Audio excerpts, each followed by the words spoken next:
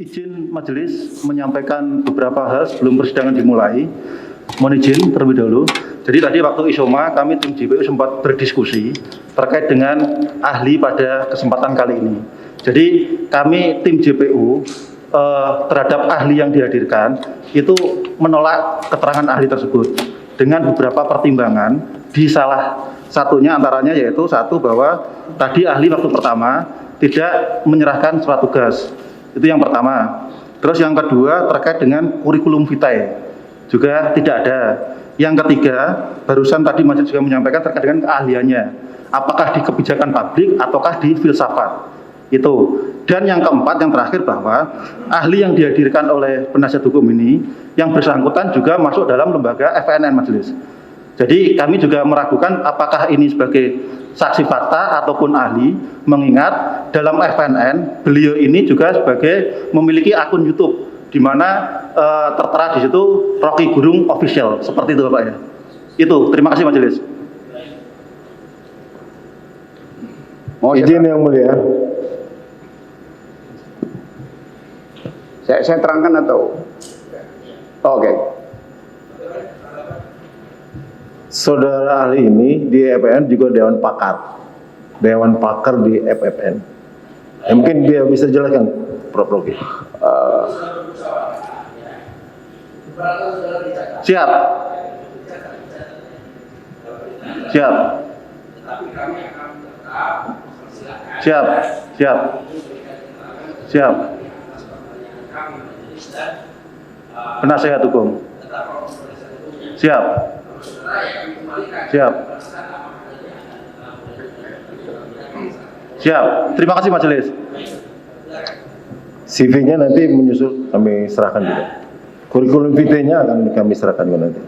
Ada nanti, kita bisa Pak. Ya. Saudara ahli, saudara, apa yang dimaksud dengan filsafat bahasa?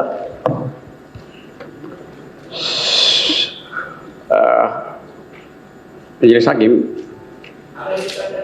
Oke. Saya mengajar filsafat, itu artinya mengajar semua jenis pengetahuan. Saya mengajar teori ilmu hukum, saya mengajar teori ilmu politik, teori ekonomi, teori sastra, juga teori bahasa itu. Jadi seringkali orang menganggap filsafat itu satu cabang ilmu. Di situ ngacoknya tuh. Filsafat itu the mother of sciences. Semua ilmu itu berinduk pada filosofi itu. Jadi ilmu ekonomi itu teknikalitas dari prinsip justice. Hukum itu teknikalitas dari prinsip keadilan. Jadi orang yang belajar filsafat pasti dia harus belajar semua hal itu, matematik segala macam. Karena itu saya ngajar ilmu ekonomi, saya ngajar ilmu hukum. Lalu orang bingung kok ngajar semua? Ya memang begitu. Kalau jadi filosofis mesti ngajar semua itu. Anda sok tahu, memang saya tahu semua itu. Jadi itu intinya itu. Jadi saya mau terangkan sebetulnya supaya orang nggak gugup dengan profesi sebagai dosen tuh. Saya mengajar di hampir semua universitas di UI itu. Saya mengajar di Fakultas Kedokteran, Medical Ethics. Orang bingung, Anda bukan dokter, kenapa ngajar di situ? Karena ada problem etik dalam kedokteran. Saya mengajar teori ilmu pertahanan, saya ngajar di kepolisian tuh. Karena diperlukan logika. Misalnya ilmu tentang legal reasoning, penalaran hukum. Itu saya ajarkan, yang mungkin nggak diajarkan di Fakultas Hukum. Karena saya baca semua kurikulum itu nggak ada. Jadi terkait dengan pertanyaan tadi, betul bahwa filsafat bahasa itu adalah upaya untuk mendeteksi di mana logika itu dipalsukan di dalam komunikasi politik. Itu intinya tuh. Jadi dari awal saya perhatikan kasus ini, ada faulty argument di dalam reasoning tentang frasa. Itu pengantarnya. Nah, apa saja yang menjadi ruang lingkup filsafat bahasa itu? Terutama untuk mengetahui, tadi saya pakai istilah asing, faulty reasoning, gagal nalar. Misalnya soal metafor. Iya. Metafor itu ada bagian dalam upaya untuk mengaktifkan bagian yang kita sebut sensibility dari manusia. Kalau kita bikin bahasa pakai grammar, ya orang anggap itu bahasa teknis. Tapi kalau ada metafor jadi indah. Kalau saya bilang misalnya penasihat hukum bibirnya manis itu metafor. Karena saya tidak pernah mengetahui apakah saya pernah cium dia sehingga saya tahu dia manis atau pahit. Mungkin dia habis minum kopi padahal pahit.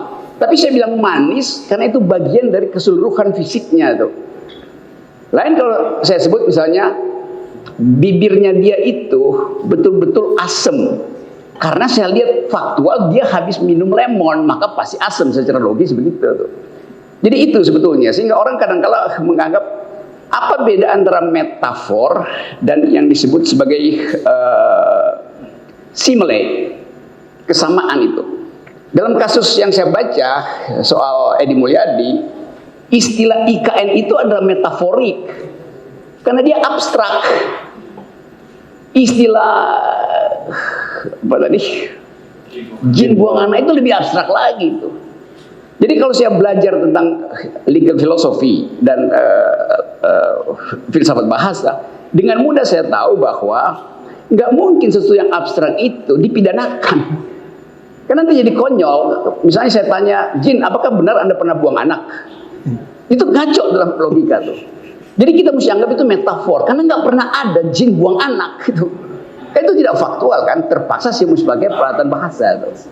Jadi misalnya kalau saya lihat ini ada berkas tebal di meja penuntut umum tuh. Ini saya bisa duga ini isinya fakta. Tetapi yang kita persoalkan bukan fakta, metafornya. Itu bedanya tuh. Jadi metafor adalah perumpamaan, bukan persamaan. Itu bedanya tuh. Kalau persamaan namanya simile tulisnya itu. Bahasa Inggrisnya kita baca dalam bahasa Indonesia simile. Kesamaan, bukan perumpamaan. Itu bedanya tuh. Nah kalau kesamaan itu ada faktanya, kalau perumpamaan nggak ada faktanya. Itu intinya. Nanti saya mungkin terangkan lebih lanjut. Asal bagian ini dulu saya kira dipastikan. Terus apa saja yang menjadi objek filsafat bahasa itu? Filsafat bahasa berurusan dengan logika. Karena kalau saya misalnya sedang berbahasa, saya dituntun untuk membuktikan bahwa kemampuan saya berargumentasi tersusun secara logis. Jadi filsafat bahasa menguji logika di dalam bahasa. Tadi saya kasih contoh misalnya logika dari jin buang anak. Di dalamnya kita mau bongkar apakah jin buang anak itu logis apa enggak? Ya enggak logis jin buang anak. Karena saya akan tanya kapan sih jin buang anak, di mana dia buang, anak siapa yang dia buang? Itu namanya kita bongkar reasoning di dalam frasa itu tuh. Nah, kenikmatan kita berbahasa justru karena ada metafor. Jadi metafor itu membuat kita enak berbahasa. Kalau saya lagi kesel, dia bilang, aduh, lu ngapain, lu kesel, mending lu nelen pil koplo. Tidak saya maksudkan untuk nelen pil koplo, tapi itu adalah cara anak Jakarta misalnya untuk berolok-olok tuh. Jadi bagian olok-olok itu justru bagian dari kenikmatan berbahasa. Bayangkan misalnya kalau bahasa itu semacam kita ketik grammar aja kan. Jadi bahasa jadi indah justru, jadi efektif, jadi produktif kalau ada bagian olok-oloknya tuh. Jadi olok-olok itu bagian dari praktek bahasa. Dan itu menetap di dalam kehidupan bangsa kita di seluruh dunia. Kita bikin pantun itu ada yang olok-olok juga. Itu soalnya tuh. Pertanyaannya tuh. Pembahasan filsafat bahasa itu meliputi apa saja? Filsafat bahasa itu dibahas di dalam dua tema besar. Yang satu namanya hermeneutics atau semiotics itu. Jadi kita berupaya untuk gali, dig out inti utama dari ucapan itu apa sebetulnya. Ya mungkin mereka yang belajar language forensik tahu bahwa kata itu disebut kata karena dia dipasangkan dalam kalimat. Kalimat hanya disebut kalimat kalau dipasangkan dalam paragraf. Paragraf hanya disebut paragraf kalau dia dalam satu bab. Bab hanya disebut bab kalau dalam satu buku itu. Jadi itu yang namanya reasoning kata. Kata itu diurut ke atasnya apa. Nah kalau kata itu dipenggal sekedar sebagai kata, konteksnya hilang, historisnya hilang, kenikmatannya hilang, grammarnya ada, tetapi estetikanya nggak dapat itu. Jadi permainan kata itu bagian keunikan manusia. Hanya manusia yang bisa bermain-main dengan kata-kata. Karena itu disebut manusia adalah language using animal. Manusia adalah makhluk yang mempermainkan bahasa dan dipermainkan oleh bahasa itu intinya tuh. Saudara ahli, apa perbedaan antara filsafat bahasa dengan linguistik? Oke. Linguistik itu bagian teknis dari bahasa tuh. Gak ada hubungannya dengan filsafat bahasa tuh. Yang bahaya adalah kalau linguistik tidak dikontrol oleh filsafat bahasa. Dia menjadi soal teknis. Ada departemen linguistik di Universitas Indonesia itu. Tapi dia tidak bicara tentang filsafat bahasa. Dia bicara tentang fungsi kata di dalam kalimat itu. Grammar. Filsafat bahasa semacam oversight committee itu. Kalau sekarang apa tuh filsafat bahasa? Itu di kepolisian namanya propam. Itu namanya filsafat bahasa tuh.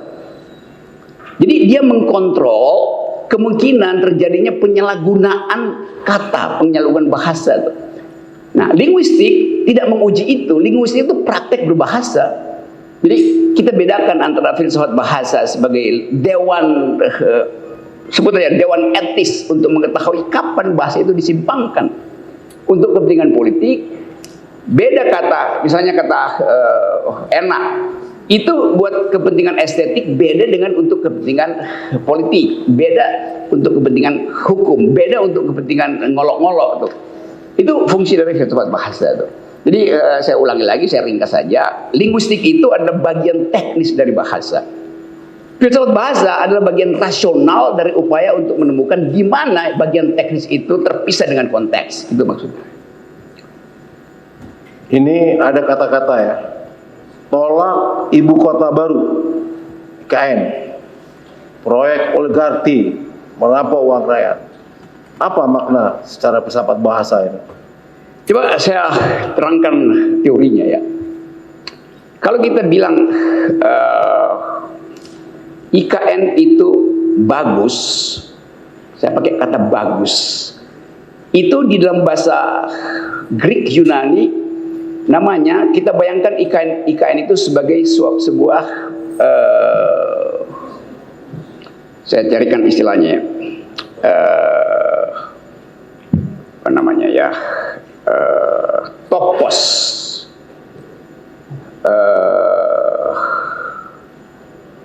bentar, saya cari istilah supaya jadi kalau saya bilang saya membayangkan IKN itu bagus, itu bayangan saya.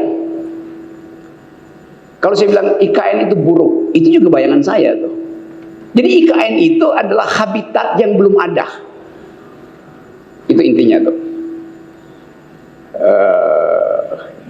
Nanti saya dapat keterangan konseptualnya. Saya lagi cari supaya dapat istilah yang tepat itu. Kalau misalnya saya main musik, lalu saya bilang, oh musiknya indah gitu. Artinya ada harmoni di dalam musik itu, maka kita nikmati keindahan itu. Tapi kalau musiknya kacau, saya bilang di dalam musik itu ada kakofoni, ada kekacauan.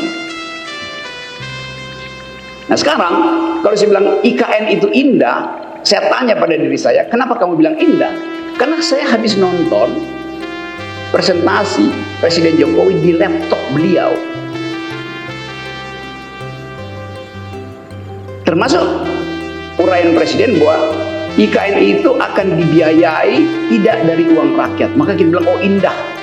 Karena itu IKN bagus, nggak ngerampok hak saya, nggak merampok tetangga saya yang membutuhkan uang untuk anaknya sekolah, bukan untuk bikin IKN. Maka timbul imajinasi, oh itu indah, bagus itu.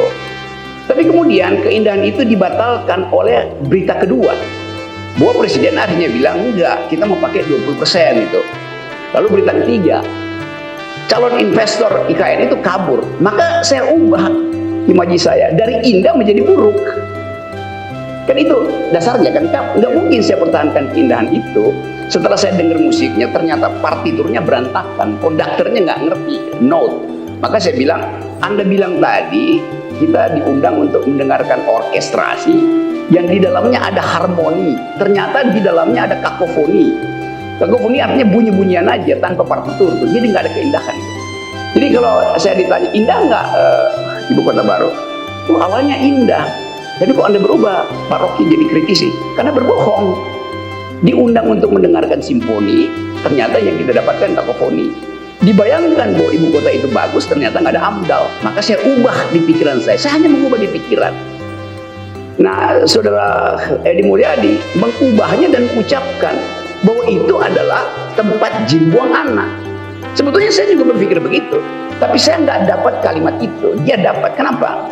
Karena dia dengan mudah menghubungkan keadaan keburukan itu dengan frasa, dengan metafor dalam kebudayaan Betawi. Buat tempat jin buang anak itu tempatnya nggak enak, nggak bagus itu. Jadi tempatnya yang tidak bagus untuk jadi lokasi ibu kota. Dengan ketahuan ibu kotanya akan jadi buruk di situ. Itu yang kita sebut sebagai distopia. Tadi kalau dia bagus kita sebut utopia. Jadi ibu kota negara tadinya dia utopia. Dari bahasa Yunani, topos artinya tempat, artinya tidak ada. Dengan kata lain itu tempat yang kita nggak tahu ada di mana. Tapi di dalam tradisi filsafat bahasa menyebutkan utopia itu artinya tempat yang bagus. Sebetulnya salah terjemahan. Kalau kita pakai grammar bahasa Yunani namanya eutopia. Eu artinya bagus. Tapi orang semacam Thomas More yang menulis buku Utopia 1500 tahun lalu memakai istilah utopia, bacanya utopia. U artinya bagus, topia artinya topos, itu tempat yang indah tuh.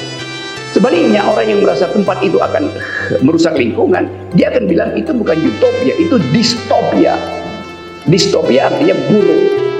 Jadi sebetulnya cuma permainan psikologi aja tuh. Ada orang yang anggap, yuk kita akan punya ibu kota, akan punya utopia. Ada yang bilang enggak, kita akan punya distopia.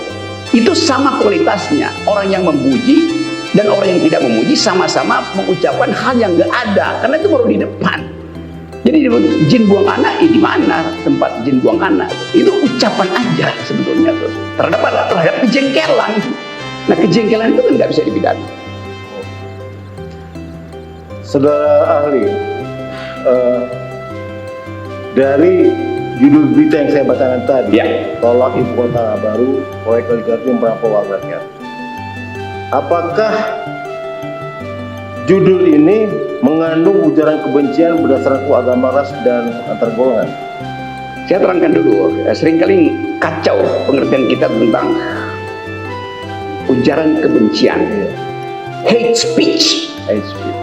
Kata hate speech itu hadir di dalam sejarah peradaban karena ada peristiwa di masa lalu yang menyebabkan orang masa kini mengingat itu dan memakai itu kembali. Kalau saya bilang misalnya Yahudi, itu di Eropa itu kata yang intinya membela mereka yang mengalami siksaan oleh Nazi itu, oleh Hitler. Kalau di Indonesia dibilang Yahudi, artinya mereka yang pelit, culas. Jadi istilah itu di dalam konteks sejarah harus kita bersihkan lebih dahulu. Nah, hate speech harusnya diterangkan peristiwa di masa lalu yang diungkapkan kembali di masa kini dan menimbulkan emosi tentang masa lalu. Itu namanya. Nah, di kita semua ujaran disebut hate speech, itu salah terjemahan. Artinya orang-orang yang bikin hukum IPA ini nggak ngerti sejarah dari hate speech. Saya tambahkan contohnya ya. Kalau ada seseorang menghina perempuan di Eropa, dasar perempuan bodoh itu, maka orang itu akan kena pidana. Karena nggak boleh menghina perempuan. Kenapa? Karena di masa lalu perempuan diandaikan sebagai penghuni neraka karena bersekutu dengan iblis. Bahasa Latinnya, bahasa Perancisnya femme fatale. Di setiap peristiwa ada femme-nya. Di setiap peristiwa yang fatalistis ada femme-nya. Femme itu artinya perempuan. Karena dulu perempuan itu kalau dia lagi menyendiri, lalu mulai laki-laki lalu mulai cemburu, ini ada perempuan menyendiri di dalam rumahnya itu di tahun 1200 1300, dia dianggap sebagai sedang bersekutu dengan iblis, dengan setan. Lalu dia dituduh sebagai nenek sihir. Nenek sihir di Eropa pada waktu itu diburu untuk dibakar hidup-hidup. Karena dianggap setiap perempuan yang berdiam di rumah, apalagi dia sendiri, pasti sedang merancang kejahatan. Maka gereja Katolik perintahkan bakar rumahnya, bakar dia tuh. Di Eropa ada 300.000 perempuan dibakar hidup-hidup karena dituduh sebagai nenek sihir tuh. Padahal kemudian ilmu pengetahuan mengetahui bahwa perempuan ini lagi bikin peralatan rumah tangga untuk dijual di pasar. Laki-laki merasa tersaingi karena produk produk apa sekarang namanya itu UMKM perempuan lebih bermutu dari hasil laki-laki. Laki-laki cemburu, lapor pada gereja. Gereja bilang dia bersekutu dengan setan. Jadi mengatakan dasar perempuan itu hate speech karena di belakang sana ada peristiwa yang memang membenci perempuan. Beda dengan di Amerika yang menganut prinsip silahkan bicara bebas. Jadi kalau kita bilang kita menghina perempuan di Amerika, itu nggak akan ada implikasi apa-apa. Adanya implikasi etis. Satu waktu seorang perempuan, dia mau jadi profesor di Harvard University. Terus rektor Harvard, yang dulu menteri keuangannya Bill Clinton, namanya Lawrence Summer, dia komentar ke publik, ngapain perempuan belajar matematika, kan kalian nggak bisa berpikir abstrak gitu. Heboh. Tetapi Amerika tidak bisa pidanakan si rektor ini karena dijamin kebebasan berbicara. Tetapi kelompok feminis kemudian bikin petisi bahwa ini rektor yang nggak bermutu tuh. Akhirnya rektornya sadar, dia malu, dia mundurkan diri tuh. Jadi beda dengan di Eropa dengan di Amerika, karena Amerika nggak punya pengalaman nenek sihir tadi itu. Satu waktu mungkin di Italia ada Liga Eropa, MU lawan Liverpool. Lalu hakim garisnya adalah perempuan. Hakim garis bilang bolanya out. Hakim utamanya bilang dasar perempuan. Kalau hakimnya laki-laki pasti masuk bolanya itu. Dihukum dia karena menghina kemampuan perempuan. Jadi saya rangkum tadi bahwa hate speech itu mesti ada dasar pengalaman buruk di masa lalu. Itu intinya. Sekarang saya balik. Apakah menyebutkan ibu kota negara itu adalah tempat jin buang anak? Nggak ada peristiwa jin buang anak di masa lalu. Dia nggak boleh disebut hate speech. Karena nggak ada peristiwa di masa lalu ada orang tahu itu ada jin yang buang anak. Itu intinya tuh. Jadi filsafat bahasa membongkar hal semacam ini. Jin buang anak itu hate speech. Di mana hate speech-nya? Semua orang pakai istilah itu bertahun-tahun dan nggak ada problemnya. Apalagi nggak ada peristiwa di masa lalu yang membuktikan pernah ada seorang jin yang membuang anaknya tuh. Itu absurd. Nah, absurditas itu yang masuk di ruang pengadilan, makin absurd pengadilannya tuh. Kan itu intinya tuh.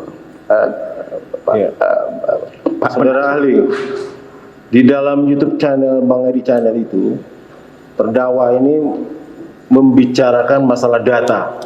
Artinya data ini adalah hasil riset dari ada 8 LSM di sini. Dia bicara di situ, dia jelaskan bahwa proyek ini ada proyek oligarki, ada bukti-buktinya di sini. Di situ ada tambang-tambang ya dipunyai oleh para oligarki dan para penguasa-penguasa rejim ini. Nah, di situ juga disebutkan ada lubang-lubang tambang. Sudah dianalisa di dalam Masrin bahwa di situ banyak korban dan sudah ada yang meninggal. Nah, secara filsafat bahasa gimana ini? Pembicaraan ini gimana? Kalau saya pemerintah dengan mudah saya bantah itu. Nanti kita tutup. Nanti kita bersihkan. Nanti tapi ini fakta yang dia temukan ada lubang. Artinya berbahaya itu. Sangat mungkin ada racun keluar dari situ. Tapi pemerintah kan kita akan tutup. Nah, saya pakai istilah saya, kedunguan pemerintah adalah dia melakukan keputusan politik sebelum melakukan amdal lingkungan. Itu kedunguannya tuh. Dan saya ucapkan di mana-mana bahwa pemerintah dungu dalam hal itu. Kalau orang bilang Anda menghina presiden, enggak. Saya menghina jalan berpikir presiden itu. Karena presiden nggak boleh salah berpikir. Presiden mesti bilang bahwa saya mau bangun ibu kota. Sebelum saya bangun, saya ingat ada prinsip dalam hukum lingkungan. AMDAL harus mendahului keputusan politik. Itu filosofi dari tahun 70. Ketika hukum lingkungan itu diagung-agungkan, timbul satu problem bahwa kalau tidak di AMDAL, maka potensi bumi ini rusak, membahayakan manusia sekitar. Jadi waktu itu saya kritik keras bahwa pembangunan ibu kota tanpa melalui AMDAL itu artinya perampokan alam dan kerusakan alam. Bahkan saya terangkan panjang lebar. Lalu presiden bilang, oke, nanti kita lakukan AMDAL. Enggak boleh. AMDAL harus sudah lebih dahulu. Anda nggak bisa menempatkan gerobak di depan kuda, nggak jalan gerobak itu. Jadi itu prinsip. Jadi saya pakai prinsip ilmu pengetahuan di mana saya ngajar tentang environmental ethics, hukum lingkungan, saya ngajar etika lingkungan. Buat tidak boleh AMDAL itu disusulkan, itu berbahaya sekali. Dan filsafat lingkungan dimulai dengan halangi investasi melalui AMDAL. Kalau dia lolos, itu betul investasinya bagus, bukan AMDALnya disusulkan. Jadi itu soalnya. Jadi data itu betul-betul data yang memperlihatkan memang tidak ada AMDAL, karena itu timbul semua orang ada di situ. Greenpeace punya data yang sama, LSM lingkungan punya data yang sama.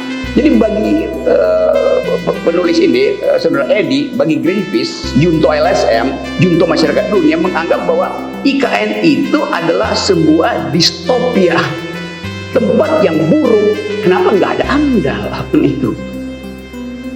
Yang baik di mana? Memang kita lihat tempat itu baik hanya di laptop presiden, tapi itu laptop bukan faktual. Tentu aja di laptop presiden dibuat bagus banget, ada burung yang terbang-terbang, nanti ada air mancur kiri kanan. Tapi saya yang belajar tentang etika lingkungan tahu betul bahwa satu batang pohon ditebang itu artinya sarang burung hilang, sarang semut hilang, potensi air mengalir dari tanah ke atas untuk diuapkan menjadi fotosintesis itu berhenti. Itu cara membaca ekologi sebetulnya tuh. Jadi ekologi nggak bisa dibaca sekedar soal teknis, ya gampang nanti kita timbun, nggak bisa. Menimbun pun artinya mengambil dari tempat lain. Jadi membuat lubang di tempat lain sama aja kan masalahnya tuh. Itu the very logical ecological philosophy. Ini ada berita, Ciputra sulap kebun tempat jin buah anak jadi pondok indah. Apa makna persahabat bahasa? Coba baca ulang. Sorry. Ciputra sulap kebun, sulap kebun tempat jin buang anak jadi pondok indah. Iya, jinnya pasti marah. Karena tidak minta izin pada si jin. Jin untuk marah AMDALnya Anda pindahin kami itu. Kan itu soalnya. Jadi orang akan berolok-olok begitu. Tapi nggak ada orang yang tersinggung karena nggak mungkin jin ngomel pada investor. Kita yang ngomel, kita mewakili jin. Saya bilang itu curang karena pondok indah itu ada resapan air tuh. Kita tahu itu. Dari zaman SMA saya main-main di situ dan itu kebun pisang, kebun singkong di situ. Sekarang saya lihat jadi rumah mewah dan akhirnya nggak ditempatin. Akhirnya jadi tempat kuliner di situ. Padahal tadinya mau dibikin perumahan, tempat orang Jakarta punya hiding place, punya tempat menikmati alam sekitar Ciputat, hutan Ciputat. Jadi begitu masalahnya. Jadi demi jin, saya akan bilang itu merusak lingkungan atas nama jin. Karena beritanya begitu kan, mensulap pondok indah dari tempat jin buan anak jadi tempat orang kaya menimbun korupsi, kan itu jadinya kan.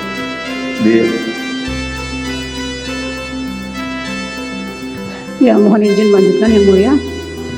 Saudara ahli, tadi kan saudara ahli katakan bahwa saudara ahli adalah sebagai seorang ahli filsafat ya, di mana kemudian mempelajari terkait berbagai macam cabang ilmu, diantaranya misalkan filsafat bahasa, filsafat politik, filsafat hukum, filsafat negara.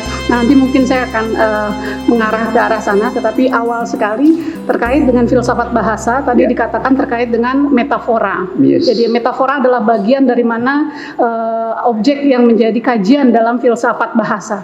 Nah, karena memang ini dalam kasus ini kaitannya adalah terkait dengan metafora. Maka sebetulnya saya ingin menanyakan sebelum masuk kepada kasusnya, saya ingin menanyakan apa sih sebetulnya hakikat daripada metafora itu sendiri dalam berbahasa atau dalam berkomunikasi. Metafora itu kita sebut sebagai peralatan untuk melegakan komunikasi itu.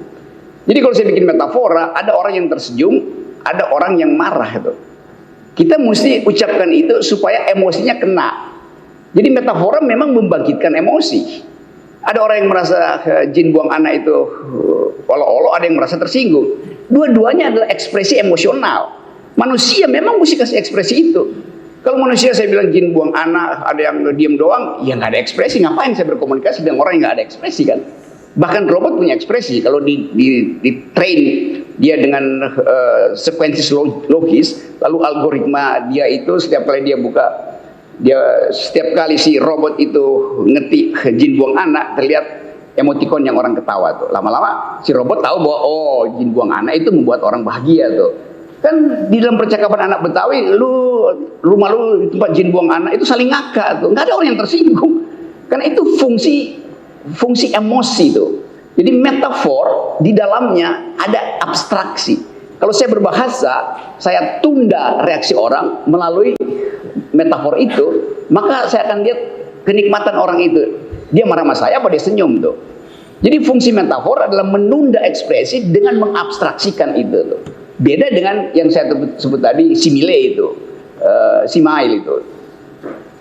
Itu nggak boleh menunda ekspresi. Kalau saya bilang wajah Anda itu, kalau saya bilang ibu barusan bertanya dan saya pandang wajah ibu itu seputih kertas di depan Anda itu bukan metafor. Karena saya bisa langsung tunjuk warna wajah dengan warna kertas itu.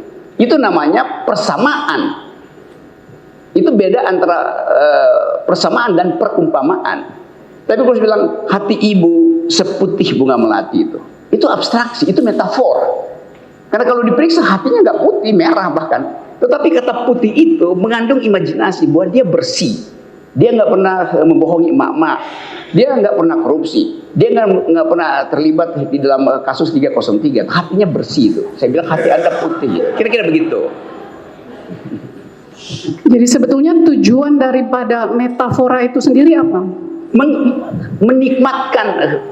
Menikmati sekaligus membuat nikmat komunikasi. Itu maksud fungsi metafor itu. Setiap hari kita bikin metafor. Stand up comedy penuh dengan metafor, kita senang. Tapi ada yang tersinggung, ya biasa aja. Oke. Apakah metafora juga dapat dijadikan sebagai sarana untuk berpikir? Ya, dengan bermetafor kita diminta membayangkan abstraksinya apa itu. Dan itu hanya mungkin terjadi kalau itu datang dari kultur kita. Kalau metafor orang Irlandia yang tertawa, saya nggak bisa tertawa. Karena saya tidak ada di dalam subculture ketertawaan itu.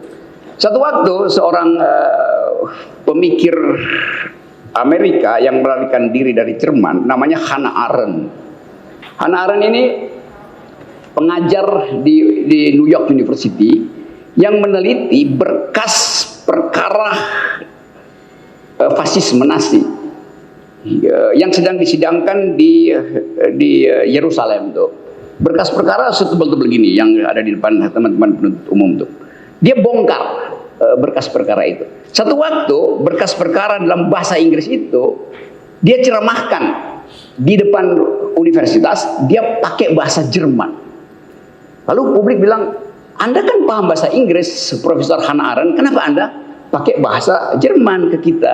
Hannah Arendt bilang begini, saya menguasai bahasa Inggris, tetapi saya dikuasai oleh bahasa Jerman, bahasa ibu saya. Itu pertanda bahwa metafor, satir, olok-olok itu hanya bisa dimengerti oleh komunitas yang mempergunakan bahasa itu. Itu yang menyebabkan miskomunikasi kan. Jadi kalau saya bilang sebagai bahasa isyarat, dianggap itu merendahkan. Padahal di daerah tertentu ini justru pujian. Itu bedanya kan. Jadi ekspresi kita itu yang menentukan apakah kita memakai bahasa itu dalam upaya mengolok-olok atau justru dalam language scheme, dalam menghubung-hubungkan aspek-aspek kebahasaan untuk menimbulkan makna baru tuh. Nah, kasus misalnya tentu orang Betawi merasa ya memang itu apa namanya? Tempat jin buang anak tuh karena jauh dari Betawi. Orang Betawi menganggap ya jangan dong dipindahin ibu kota itu, di tempat kita aja lah. Kalau makin jauh makin tempat jin buang anak. Mereka bercanda dengan itu. Bagi teman-teman di Kalimantan mungkin merasa kok disebut tempat jin buang anak. Begitu diterangkan mereka mestinya ngakak. Oh begitu ya cara Betawi. Jadi komunikasi cross culture itu, cross cutting loyalties itu yang memungkinkan kita bersahabat sebagai bangsa. Kan banyak metafor Madura yang kita nggak paham, tapi sekarang kita tertawa kalau disebut oh itu logika orang Madura tuh. Saya beli mangga dan mangga itu ternyata busuk. Orang Madura dengan gampang, Bapak baru beli satu mangga, saya satu karung yang busuk itu. Kan itu hanya ada di dalam kecerdasan orang Madura tuh. Jadi kita anggap oke, orang Madura punya semacam local reasoning yang kita anggap akhirnya jadi membahagiakan semua orang tuh. Demikian juga orang Betawi, demikian juga orang Kalimantan tuh. Saya seminggu lalu masih ceramah soal IKN di Kalimantan. Diundang oleh sebuah universitas yang dapat proyek IKN. Rektornya bilang begini, saya tahu Pak Rocky anti IKN, tapi saya undang untuk kita bertengkar gitu. Ini orang Kalimantan yang undang saya. Jadi saya bilang bagus betul loh. Jadi dari perspektif itu, di dalam perdebatan, mahasiswa dari universitas itu sendiri terpecah. Ada yang pro saya, ada yang pro rektornya. Jadi sebetulnya ini hal biasa itu. Nah, kita ingin membiasakan supaya pertengkaran akademis, bahkan pertengkaran dengan memakai bahasa itu, bagian dari upaya kita untuk yang saling mengakrabkan. Saya balik pada fungsi tadi, metafor itu fungsinya justru untuk mengakrabkan percakapan. Itu bukan untuk membelah percakapan. Nah, dalam upaya itu pasti ada yang tertawa, pasti ada yang nahan kejengkelan, tapi yang nggak usah sampai di depan Pak Hakim lah kalau cuma soal itu kan mestinya. Kan itu indah kan kalau metafor Betawi dipahami oleh orang Batak, metafor Batak dipahami orang Ambon, metafor Ambon dipahami oleh saya misalnya tuh. Itu indahnya metafor. Jadi metafor itu adalah keindahan dalam berbahasa untuk mengakrabkan percakapan.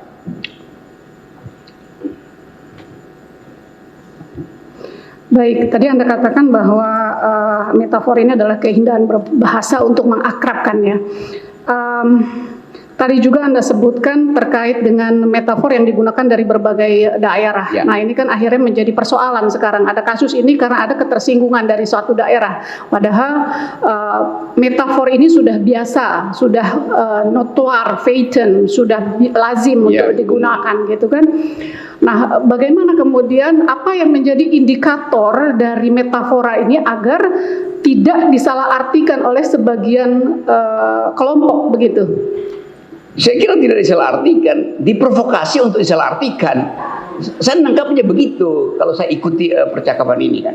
So kalau misalnya diputuskan bahwa saudara Edi Mulyadi bersalah karena memakai metafor Betawi, itu artinya seumur hidup ini akan jadi presiden. Jadi keputusan jurisprudens, stare decisis yang diputuskan hari ini akan diikuti sebagai pedoman ke depan. Maka semua bahasa Indonesia itu takut untuk bikin metafor. Karena nanti menyinggungnya sana, menyinggung yang sini itu. Akibatnya dihapus nanti, istilah jin dihapus, istilah membuang dihapus, apalagi istilah jin buang anak. Jadi hilang kenikmatan kita untuk berkomunikasi itu. Karena kita kehilangan metafor. Padahal hidup itu hanya nikmat kalau kita penuh dengan metafor. Bahwa diketahui sejak abad keempat, itu kan kita tahu ada seorang filsuf Aristoteles yang mempelajari kajian tentang metafor. Kalau di Indonesia, setahu ahli, kapan metafor itu biasa digunakan, mulai digunakan di Indonesia, khususnya dalam metafor perumpamaan jin buang anak. Ya itu, kalau kita lihat Aristoteles tentu menganalisis metafor di dalam rangka untuk mendidik republik supaya mampu untuk berargumentasi. Itu bagian dari retorika itu. Jadi metafor memang diajarkan supaya kalau lagi duel argumen orang ngintip di mana kelalaian lawan debatnya, lalu dia argumentasikan, dia lawan dengan metafor. Karena kalau langsung lawan itu ya ngapain sih langsung bunuh orang kira-kira. Jadi dimainkan sedikit itu namanya fungsi retorik. Aristoteles bicara soal itu. Nah kita di Indonesia tanpa baca Aristoteles, bayangkan betapa banyak verses di dalam masyarakat Minang yang isinya metafor tuh. Di dalam masyarakat Jawa metafornya banyak betul. Di masyarakat seluruh Indonesia itu kaya dengan metafor. Jadi satu waktu orang akan bilang sebetulnya Aristoteles pernah ke Indonesia dan belajar tentang metafor di Indonesia tuh. Kalau archaeology of knowledge bisa kita buktikan satu waktu. Bahwa pertama kita bisa duga bahwa Aristoteles pernah datang ke Indonesia untuk belajar metafor. Tapi nanti orang bilang mana buktinya? Oke, ini hipotesis. Sama seperti hipotesis bahwa Atlantik itu adanya di bawah Selat Sunda. Berdasarkan apa? Berdasarkan ceramah-ceramah dari Plato yang adalah guru Aristoteles. Jadi semua ini in the making. Dalam upaya untuk memperlihatkan bangsa ini sebetulnya pernah bergaul beratus-ratus abad yang lalu. Tapi kemudian ada semacam katastrofi lingkungan lalu kita terpisah-pisah tuh. Nah, metafor mengingatkan kita bahwa setiap bangsa itu punya kemampuan untuk memperindah bahasa. Saya pakai kata itu akhirnya, memperindah bahasa itu. Sepengetahuan ahli, apakah dalam sejarah penggunaan bahasa metafor, adakah seseorang yang kemudian dipidanakan terkait dalam menggunakan bahasa tadi, metafor tadi? Belum pernah. Saya lihat ada orang dipidanakan. Saya kasih ilustrasi karena Anda bicara soal sejarah bangsa ini. Satu waktu di awal-awal kemerdekaan, Haji Agus Salim sedang kasih ceramah. Haji Agus Salim itu wajahnya seperti kambing gitu, karena ada jenggotnya tuh. Waktu Haji Agus Salim lagi bicara, lawan politiknya itu kesel di belakang, lalu dia boleh ledek Haji Agus Salim, mbe dari belakang. Semua orang mau usir si orang itu. Haji Agus Salim bilang begini, panitia, saya diundang di forum manusia. Mengapa ada kambing di belakang saya? Kekuatan metaforik itu membuat si pengganggu itu perlahan-lahan mundur. Tanpa sebelum dia mencicipi bahkan pisang goreng yang ada disediakan panitia, dia mundur karena dia malu. Jadi kemampuan metafor itu justru menghantam tanpa menyakiti. Bayangkan misalnya kalau Haji Agus Salim bilang, itu satpam, usir dia tuh. Kacau. Nggak ada pelajaran diplomasi. Metafora adalah bagian dari logika diplomasi. Semua diplomat ulung pakai metafor itu. Nah, kenapa kita sering kalah dalam perdebatan politik internasional? Karena kita kurang memanfaatkan metafor. Padahal kebudayaan kita itu kaya dengan metafor. Gitu. Baik, saya lanjutkan. Coba izin sebentar nih, suara saya paruh, boleh saya dapat Pak Ketua, boleh saya dapat air minum ya? Boleh, maaf Pak. Buat teh. Oke. Terima kasih Pak.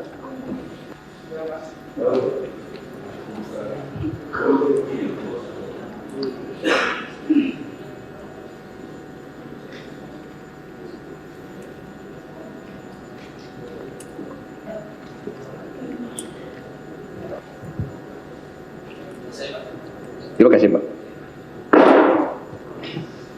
Saya lanjutkan. Dalam suatu kasus, ada kasus, sekarang baru saya akan masuk ke dalam kasus ya. Jadi ada satu kasus di mana kasus itu ada seorang wartawan, ya, dia menggunakan satu metafora untuk menggambarkan satu tempat yang jauh, di mana faktanya dia juga mendapatkan fakta dari sebuah riset beberapa LSM ternama, mengatakan bahwa jumlah daripada luas perpindahan IKN, luas IKN itu adalah 256.142 hektar. Nah, di mana dari luas itu memang sebagian besarnya adalah hutan, dan bahkan sebagian pejabat menyatakan akan dibangun forest city, yaitu adalah kota di dalam hutan. Itu ya, beberapa pejabat terkait menyampaikan demikian. Nah, saya ingin menanyakan bahwa terkait dengan metafora yang disampaikan oleh seorang wartawan tersebut, dengan menyamakan persepsi bahwa tempat yang jauh itu adalah tempat jin buang anak, maka apakah itu kemudian bisa membuat seseorang melakukan laporan kepada kepolisian begitu? Ya, sebetulnya dia buktikan aja secara terbalik bahwa itu bukan tempat jin buang anak, tapi tempat bidadari turun. Kan enak kan? Ini kan cuma pertandingan metafor tuh. Dia bilang aja itu tempat bidadari turun. Selesai problem, tinggal kita tunggu yang ada di situ jin atau bidadari nantinya kan. Saya kasih ilustrasi dulu ya supaya ada konteksnya tuh. Hal yang sama pernah terjadi kira-kira tahun 70 di negara bagian Arizona itu, oke, ya dekat-dekat situ. Pada waktu itu ada hutan yang mau digusur, Pak Hakim. Dan ilmu hukum itu belum paham tentang legal standing dari hutan itu. Waktu mau ditebang, seorang profesor hukum di Universitas Arizona, ya saya kira Arizona dia, Dia bilang hutan itu nggak boleh ditebang, bahkan sebatang pohon pun nggak boleh ditebang. Lalu semua orang ribut. Lalu dia bilang pohon itu akan berjalan ke depan hakim dan dia akan membela diri. Orang bingung lagi. Bagaimana mungkin pohon datang before the law di depan hukum untuk membela dirinya? Lalu si Profesor Christopher Stone ini dia tulis paper kira-kira 7 halaman yang kemudian jadi bahan pelajaran filsafat hukum dan filsafat lingkungan di seluruh fakultas di dunia itu. Judulnya Should Trees Have Standing? Haruskah pohon punya legal standing untuk berdebat di pengadilan, membela dirinya di depan majelis hakim?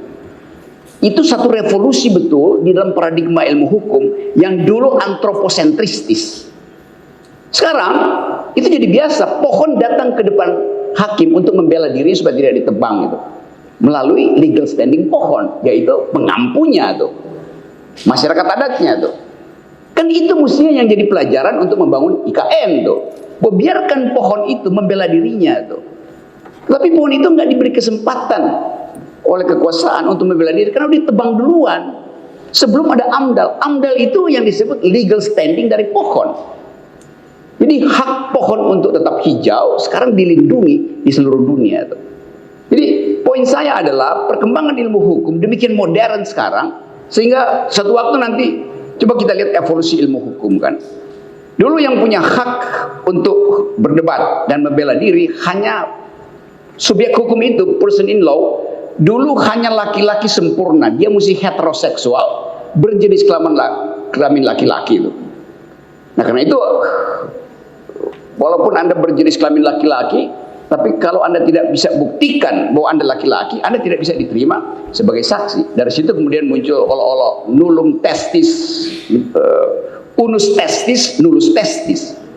Satu biji peler bukan biji peler itu. Karena laki-laki hanya disebut laki-laki kalau punya 2 biji sakar, 2 buah sakar itu.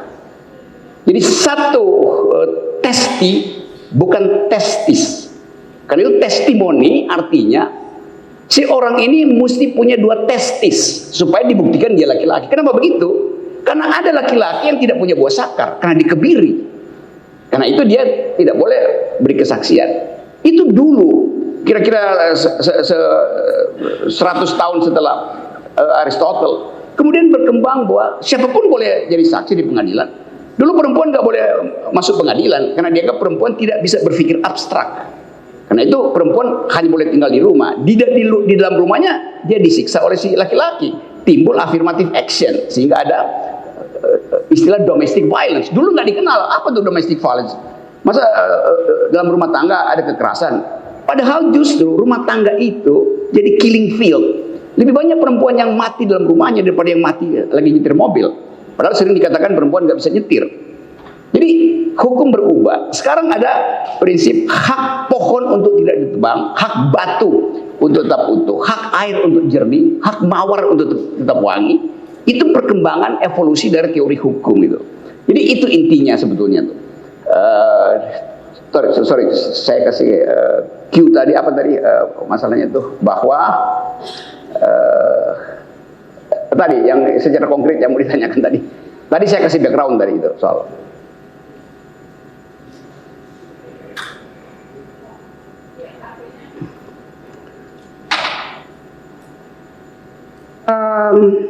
Ya terkait dengan jurnalis tadi dalam menyampaikan metafora. Ya itu.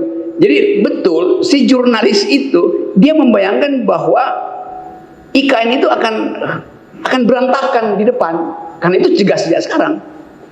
Tapi orang bilang enggak, IKN itu akan sukses. Sekarang Presiden Jokowi bilang sendiri bahwa itu mungkin juga belum bisa selesai di era saya karena itu diperpanjang terus. Bagaimana kalau nanti terjadi perubahan politik dan Presiden berikut bilang stop IKN tuh? Jadi benar si jurnalisnya kan. Jadi semua ini adalah ongoing, in the making. Sesuatu yang tadi saya sebut utopia. Sesuatu yang masih bisa dibayangkan. Bayangan itu nggak boleh harus bagus betul. Selalu juga mesti buruk. Kan itu intinya kan. Jadi membayangkan itu bisa baik mau buruk gitu. Kemampuan membayangkan itu terlihat dari kemampuan membuat metafor. Saya misalnya bisa bilang itu akan jadi barang bekas itu. Dulu orang membayangkan misalnya, oke, seluruh peralatan militer Rusia itu disiapkan untuk menghajar Amerika Serikat. Akhirnya dia jadi barang bekas ketika Rusia runtuh tuh. Sama aja. Nah bayangkan misalnya kalau kita nggak mampu bikin prediksi secara hipotetis, lalu buat apa ada ilmu pengetahuan? Ilmu pengetahuan lingkungan mendeteksi bahwa IKN itu akan bangkrut dan emisi karbon dari situ akan membuat paru-paru Kalimantan itu bukan lagi paru-paru dunia. Saya baca riset itu. Jadi kenapa kita nggak boleh kasih aspek negatif dari situ? Nah, dalam logika negativity is essential to thinking. Membuat negasi itu berguna untuk mengukur sesuatu.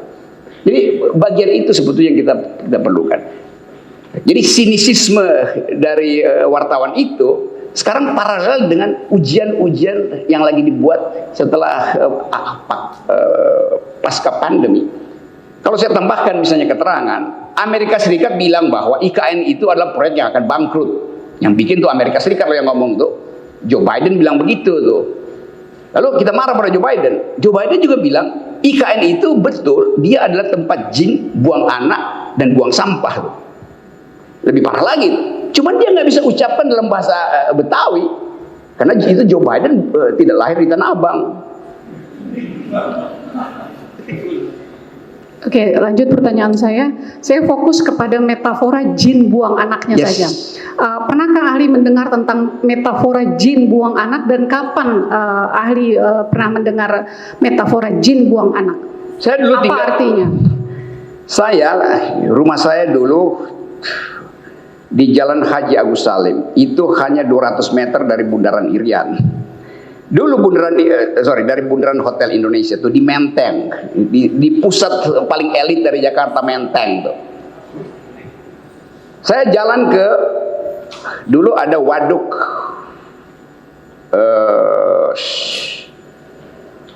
Melati yang sekarang jadi apa namanya? Itu yang hotel mewah itu apa namanya? Grand Indonesia. Itu dulu waduk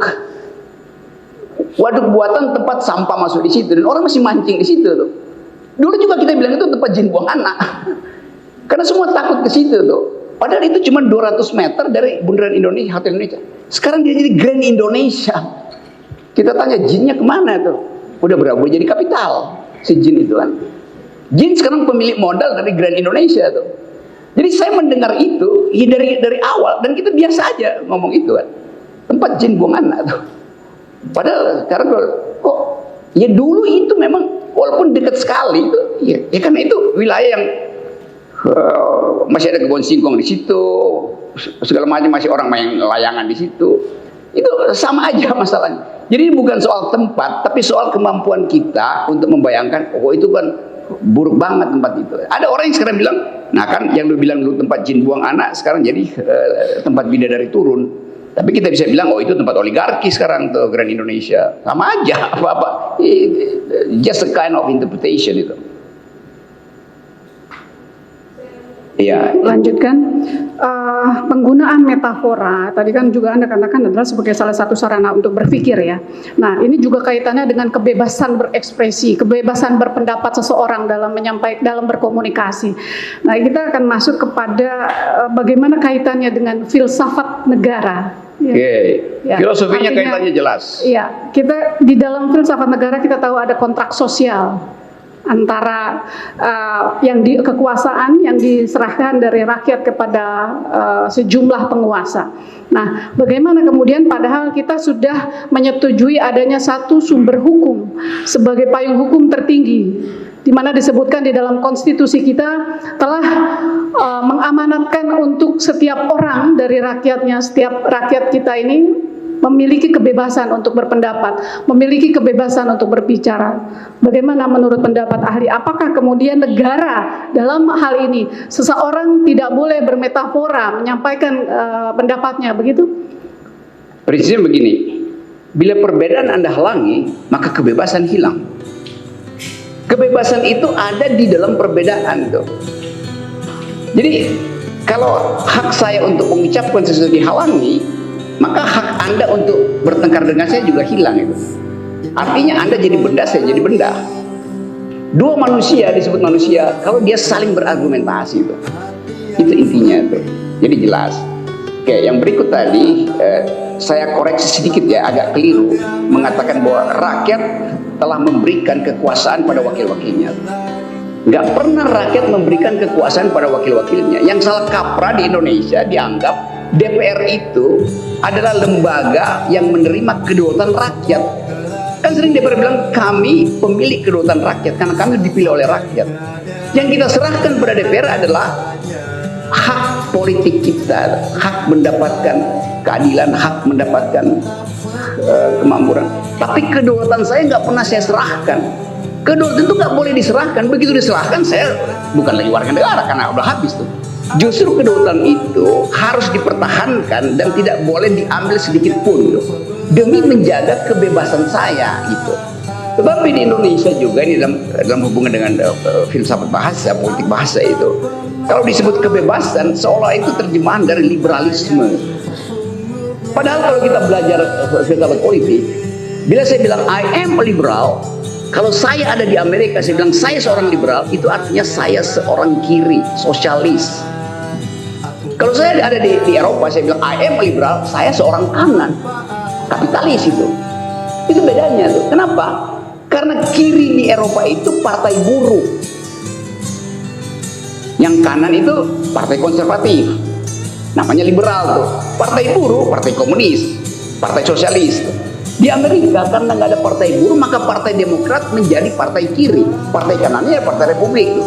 Jadi istilah itu juga harus lihat konteks. Kalau bilang ada liberal, saya senang tuh bahwa saya sebetulnya berkeadilan sosial. Liberal di Amerika artinya berkeadilan sosial. Tapi dia bilang Anda kapitalis. Loh, Anda paham nggak yang Anda sebutkan? Jadi sering orang nggak paham itu.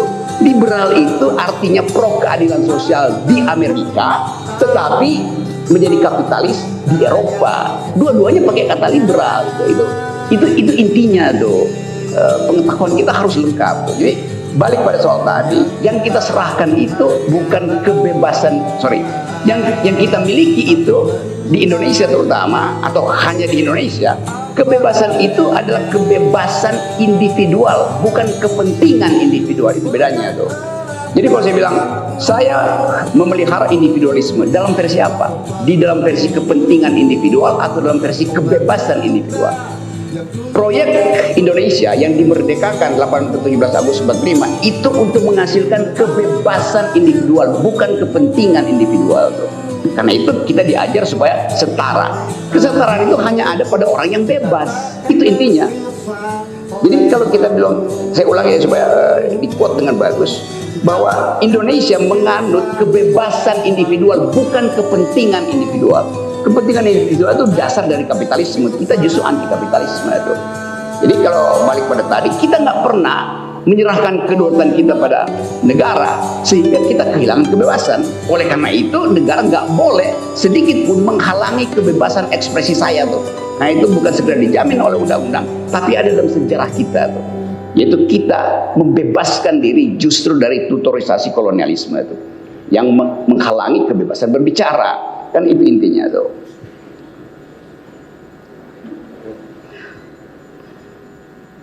Masuk kepada undang-undang pers. Okay. Saya sekarang akan masuk ke dalam undang-undang pers. Bahwa di situ ada dalam undang-undang pers, wartawan diberikan kebebasan untuk memberikan informasi kepada masyarakat dalam rangka untuk mencerdaskan kehidupan bangsa. Nah, dalam hal ini bagaimana?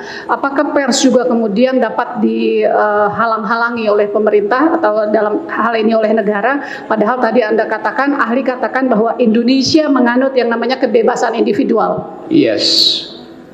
Negara menguasai kita melalui pajak gitu. Relasi saya dengan negara cuma soal pajak.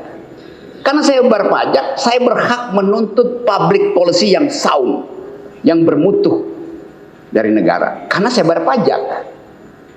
Tuntutan saya itu gak mungkin saya ucapkan berlembar-lembar tiap hari. Tuntutan saya itu dibaca oleh jurnalis. Maka artikulasi kepentingan dan kebebasan saya untuk menuntut public policy yang bagus diucapkan oleh jurnalis. Itu yang disebut the very function of the press, yaitu fungsi sebagai watchdog pada kekuasaan itu. Jadi dari awal fungsi pers adalah mewatch kekuasaan. Yang terjadi sekarang pers jadi humas kekuasaan. Itu ngaco namanya, atau dungu seperti istilah saya tuh. Jadi pers itu adalah fourth estate. Pilar keempat dari demokrasi adalah pers. Tempat masyarakat sipil menitipkan suaranya supaya dibunyikan lebih nyaring tuh. Jadi tugas pers memang adalah menggonggong. Nah, gonggongan itu kadangkala diucapkan melalui metafor dan lu orang tersinggung. Lo memang tugas pers itu menggonggong. Ya. Dan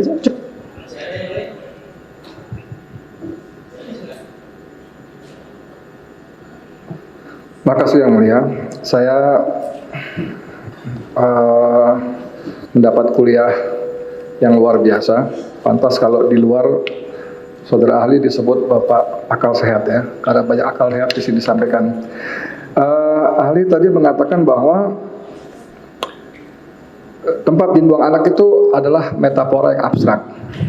Lalu dikaitkan dengan hate speech itu harus dimaknai ada peristiwa masa lalu sebelumnya. Betul. Dan di kita terjadi salah kaprah karena tidak ada fakta sebelumnya bahwa jin buang anak, tapi kadung digebiah uyah, digeneralisir itu sebagai perbuatan yang ujaran kebencian.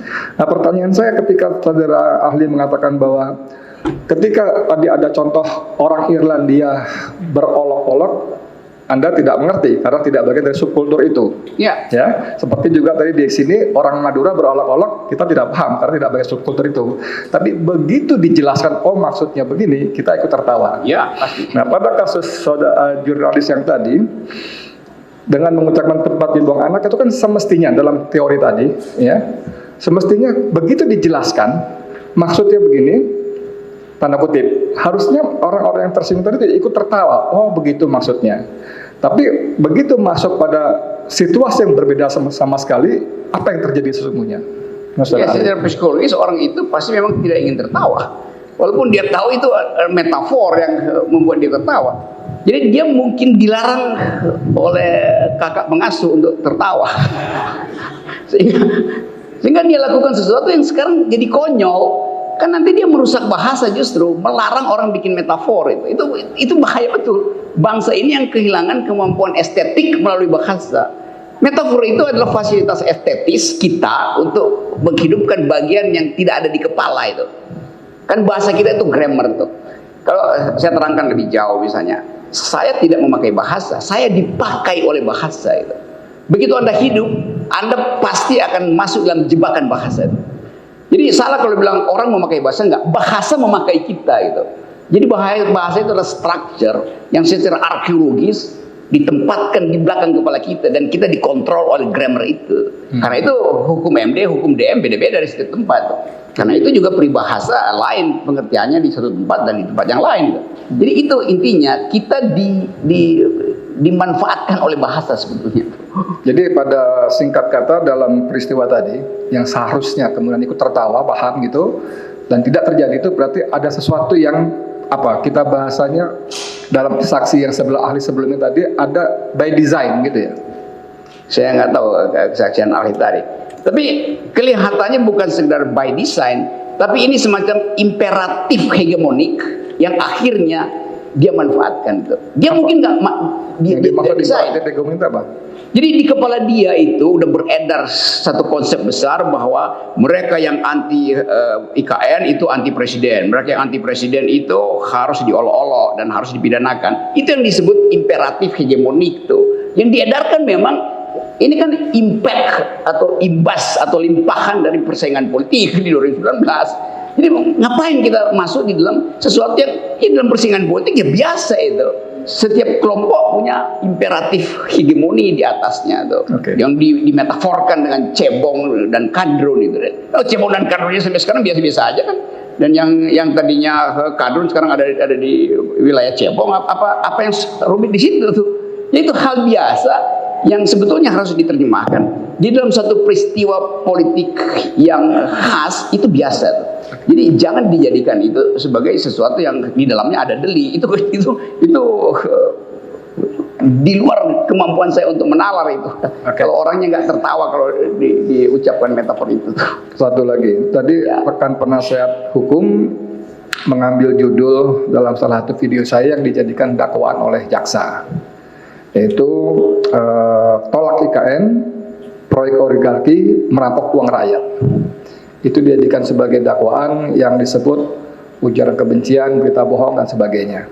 Nah, tadi ketika tadi Anda mengatakan ada soal struktural segala macam ya, kenapa sampai si wartawan tadi menyematkan judul seperti itu? Dalam logika si wartawan tadi, kan filsafat kan logika berpikir ya. Yes. Dalam logika si wartawan tadi bahwa berdasarkan studi 8 LSM tadi ditemukan bahwa itu banyak sekali para oligarki yang potensial diuntungkan.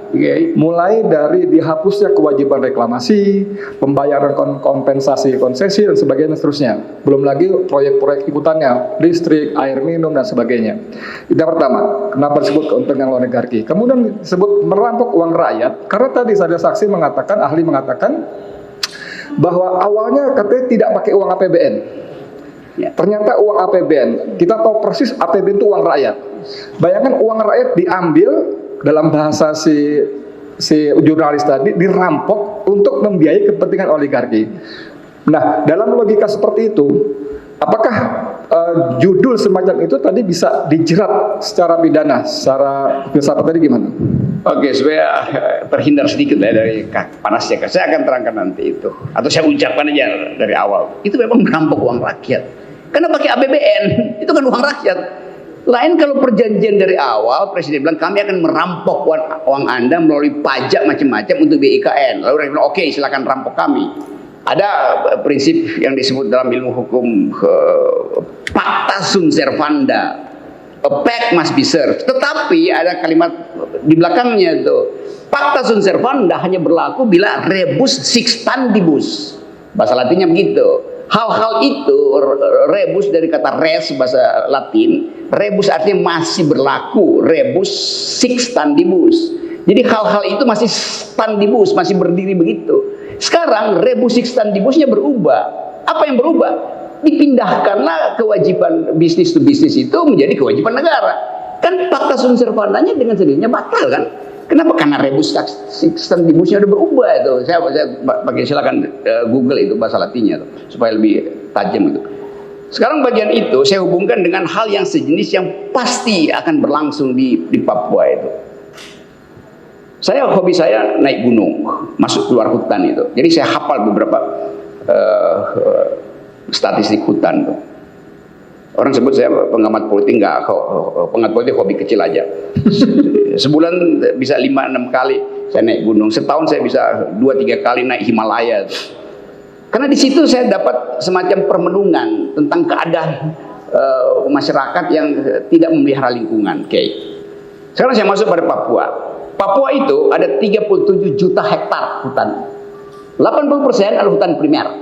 Di dalam hutan primer itu kira-kira ada 600 mamalia, ada 20.000 jenis pohon, ada 700 jenis binatang melata, ada 1.200 jenis unggas, dan ada 400 masyarakat adat. Itu habitat hutan Papua. Lalu Presiden putuskan kita mau bikin food estate di Papua tuh demi menopang daya tahan pangan nasional tuh. Sekarang cek ke Papua tuh, mana food estate itu? Gak ada, mangkrak. Padahal hutannya udah diputuskan untuk ditebang itu. Kan itu namanya merampok, bukan sekedar uang rakyat, tempat hidup rakyat, tempat hidup unggas, tempat hidup cacing, tempat hidup ular, tempat hidup burung, tempat hidup 400 masyarakat adat. Itu namanya merampok.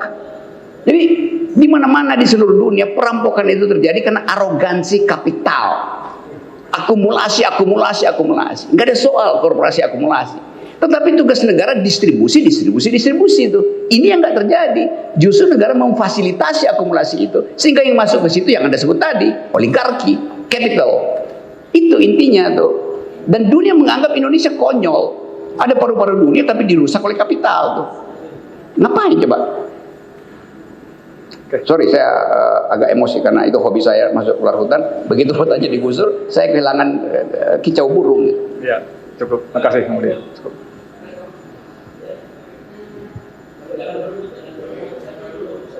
Joel.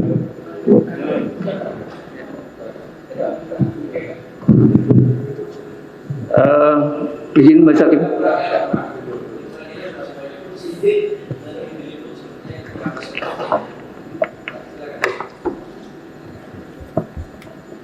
Saudara saksi, saudara ahli, saksi ahli. Kebijakan publik IKN itu kan kalau saya perhatikan merupakan public policy daripada rezim yang bertujuan untuk kebaikan masyarakat. Nah, dengan adanya kasus ini kan bisa dijadikan semacam kritikan. Apakah kritikan ini bisa dikatakan hate speech? Hate speech. Ya tadi saya terangkan sesuatu disebut hate speech. Orang cari hate-nya di mana? Speech-nya memang ada, tapi hate-nya di mana? Bencinya di mana? Kalau benci sesaat itu bukan hate speech. Hate speech itu ada peristiwa politik di masa lalu, terutama rasisme. Itu yang diingat orang supaya nggak diucapkan lagi. Kita nggak bisa bilang di Amerika dulu kita bilang negro. Nggak boleh bilang negro karena negro itu artinya pernah ada perbudakan itu. Sekarang kita bilang black people, orang hitam itu. Itu lebih beradab karena memang kulitnya hitam. Kita bilang negro, negro artinya rendah gitu, paria. Atau dulu di sini orang Belanda bilang kita apa? Inlander itu. Itu merendahkan. Jadi kalau saya bilang kamu inlander, nah itu hate speech karena ada peristiwa di mana inlander itu direndahkan, itu intinya tuh. Jadi hate speech harus selalu punya backup historical event itu. Nah, kita nggak punya backup historical event dengan istilah tadi jin buang anak. Ya, artinya begini, kritikan dari terdakwa ini apakah bisa ada sisi negatifnya atau hate-nya dari sisi lain?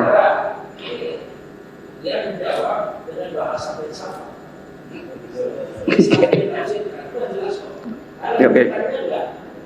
Yes. Betul.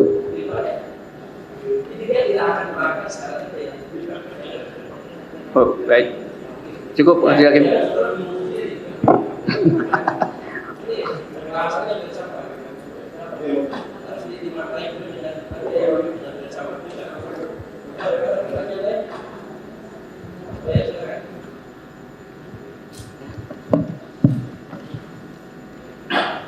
Bismillahirrahmanirrahim.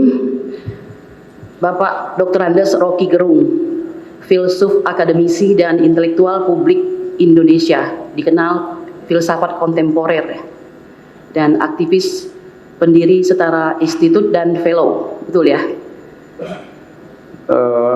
Nanti saya terangkan di mana betulnya, di mana salahnya. Iya. Saudara ahli, ada filsuf Amerika, tapi saya lupa namanya, di-quote oleh Bapak Karni Ilyas dalam acara ILC. Dia menyatakan bahwa keadilan itu bukan milik semua orang, melainkan milik para pencarinya. Kami berada di sini mencari keadilan. Ada sebuah peristiwa tadi sangat menarik ya, terpantau oleh saya. Ketika Anda baru akan memberikan kesaksian sebagai seorang ahli, JPU menolak Anda dengan mengatakan bahwa kami menolak kesaksian daripada ahli, dan itu berarti oleh hakim dikatakan Anda mungkin tidak menggunakan itu gitu untuk bertanya dan sebagainya. Sementara kami menggunakan katakanlah keahlian Anda, kami andalkan di sini untuk bersaksi berdasarkan keinginan Anda untuk bisa membantu klien kami lepas dari jerat hukum. Saya kira kita dalam kondisi fight yang fair dalam hal ini, kan begitu. Sementara posisi hakim dalam hal ini ada azas yang mengatakan ius curia novit. Setiap hakim tahu akan hukum sehingga harus mengadili setiap perkara yang diajukan kepadanya. Jadi tidak bisa kita mempersalahkan hakim. Saya lanjut lagi, karena terus terang untuk mengerti bahasa Anda ini, saya harus cerdas dan saya tidak secerdas Anda begitu. Saya minta bantuan dengan Profesor Aceng sajalah. Prof. Aceng tadi mengatakan, Edi Mulyadi menyatakan tempat jin buang anak, itu sesungguhnya dia sedang berbicara kepada penggagas IKN. Dia tidak bicara kepada masyarakat Kalimantan. Nah, majikan Edi Mulyadi selaku jurnalis itu siapa? Majikan Edi Mulyadi selaku jurnalis adalah publik. tempat dia berkata jujur, bukan bos atasannya, bukan pimpinannya di kantornya, tapi publik. Bahwa semua yang dikatakannya berimplikasi hukum atau tidak, itu merupakan resiko daripada tingkat masyarakat yang ada di Indonesia. Saya tambahkan lagi, memang agak panjang ini. Profesor Aceng juga mengatakan bahasa itu dinamis, bisa berubah-ubah, menciut, melebar, bahkan menghilang. Nah, ini artinya kan tergantung audiens yang mendengarkan begitu.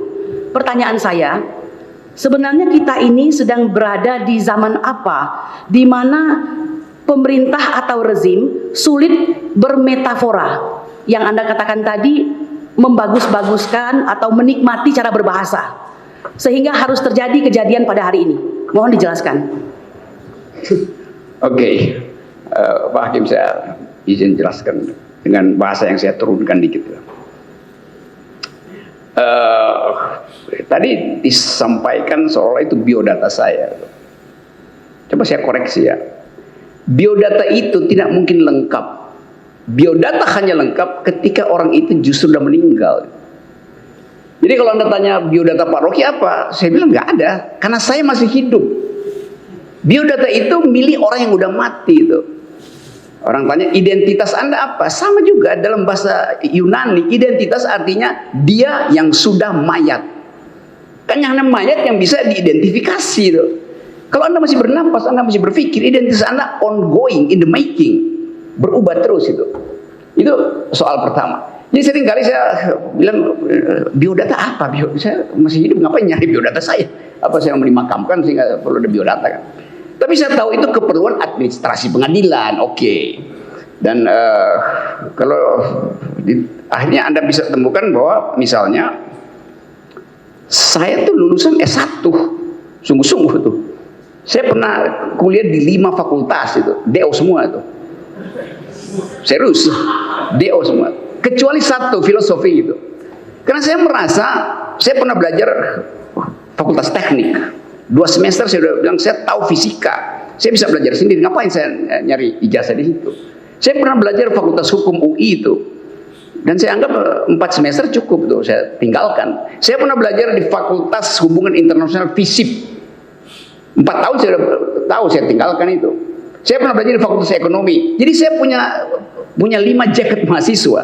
Dan saya hanya selesaikan 1 karena hanya itu yang saya anggap bisa mewadahi keingintahuan saya, itu filosofi itu. Lalu saya mengajar. Lalu saya mengajar dari S1 sampai S3. Lalu orang protes. Kenapa Anda mengajar? Hanya pada orang yang minta saya mengajar. Kan itu kan. Jadi itu poinnya tuh. Karena orang anggap bahwa keahlian itu ditentukan oleh ijazahnya tuh. Google aja. Perusahaan-perusahaan besar itu nggak peduli Anda punya ijazah apa. Dia Google dan dia tanya kapan Anda pernah bertengkar di pengadilan misalnya tuh. Itu intinya. Karena orang mau dapat sensasi bahwa dia menguasai sesuatu. Itu yang sering saya sebut. Kalau Anda punya ijazah itu tanda Anda pernah sekolah, bukan tanda Anda pernah berpikir. Itu bedanya. Anda profesor. Kemarin rektor Universitas Lampung itu ditangkap KPK karena jual beli biaya masuk kuliah. Jadi bayangkan, yang salah bukan cuma rektor yang profesor doktor, tapi juga orang tua si mahasiswa yang menginginkan anaknya jadi koruptor. Kan anak itu akan dibilang Anda masuk karena papa mama bayar tuh rektor. Anaknya bilang oke, kalau begitu nanti saya juga bisa nyogok-nyogok di pengadilan karena dia masuk fakultas hukum kan. Jadi pembodohan itu berlangsung dalam kurikulum etika kita itu. Itu poin pertama. Poin kedua, Karni Ilyas salah itu. Dia bukan filsuf Amerika. Yang mengucapkan itu saya ucapkan dari memori saya. Yang mengucapkan itu seorang filsuf Prancis, namanya Albert Camus. Dia bilang begini, freedom is not a gift from a state or a leader, but a possession to be won every day by the effort of each and the union of all. Bahasa Betawinya kira-kira begini. Kebebasan itu bukan hadiah dari pemimpin atau negara, tetapi hak yang harus diperjuangkan setiap hari dengan cara sendiri dan secara bersama-sama. Itu frasanya itu ditulis oleh filsuf Prancis keturunan Aljazair, namanya Albert Camus, dalam bukunya Resistance, Rebellion and Death itu. Saya masih hafal. Walaupun udah mungkin 30 tahun lalu saya baca buku. Tapi karena Anda ingatkan, Anda mengundang saya untuk pakai memori saya tuh.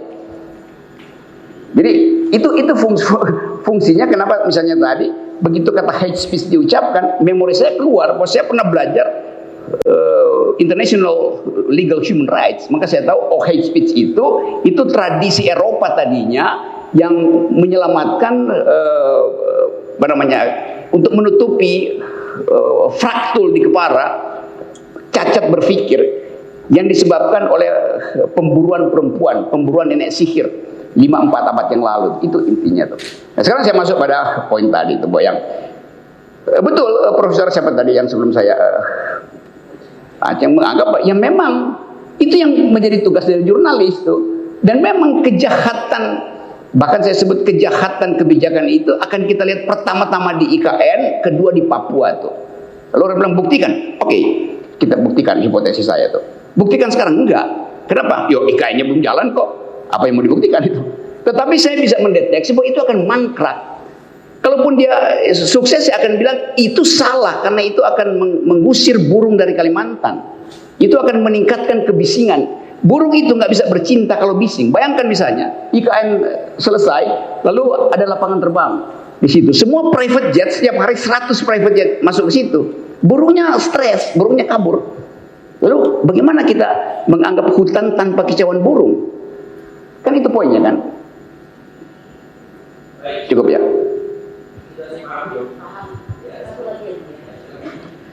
Tadi Profesor Aceng juga mengatakan yang dilakukan oleh Edi itu bisa dikatakan provokasi. Tapi provokasi itu tidak selalu berbanding lurus dengan hal-hal yang tidak baik. Cintanya kepada negeri ini, ya, kekhawatirannya akan hal-hal yang terjadi di masa depan sehubungan dengan IKN membuat Edi menyatakan hal-hal seperti yang sudah ada dalam video tersebut. Nah, saya setuju dengan yang disampaikan oleh ahli tadi. Saat ini tidak bisa kita lihat siapa yang akan jadi korban, tetapi yang pasti mungkin Kalimantan dan Papua. Bagaimana membuktikannya? Sekarang tidak bisa karena belum terjadi IKN. Itu juga yang disampaikan oleh Profesor Aceng tadi. Cara melihatnya kapan? Mungkin 5 atau 6 tahun yang akan datang. Sesuai pada saat IKN sudah berlangsung, apa efek-efek buruk yang akan terjadi selain efek bagus yang selalu dikampanyekan oleh pihak pemerintah.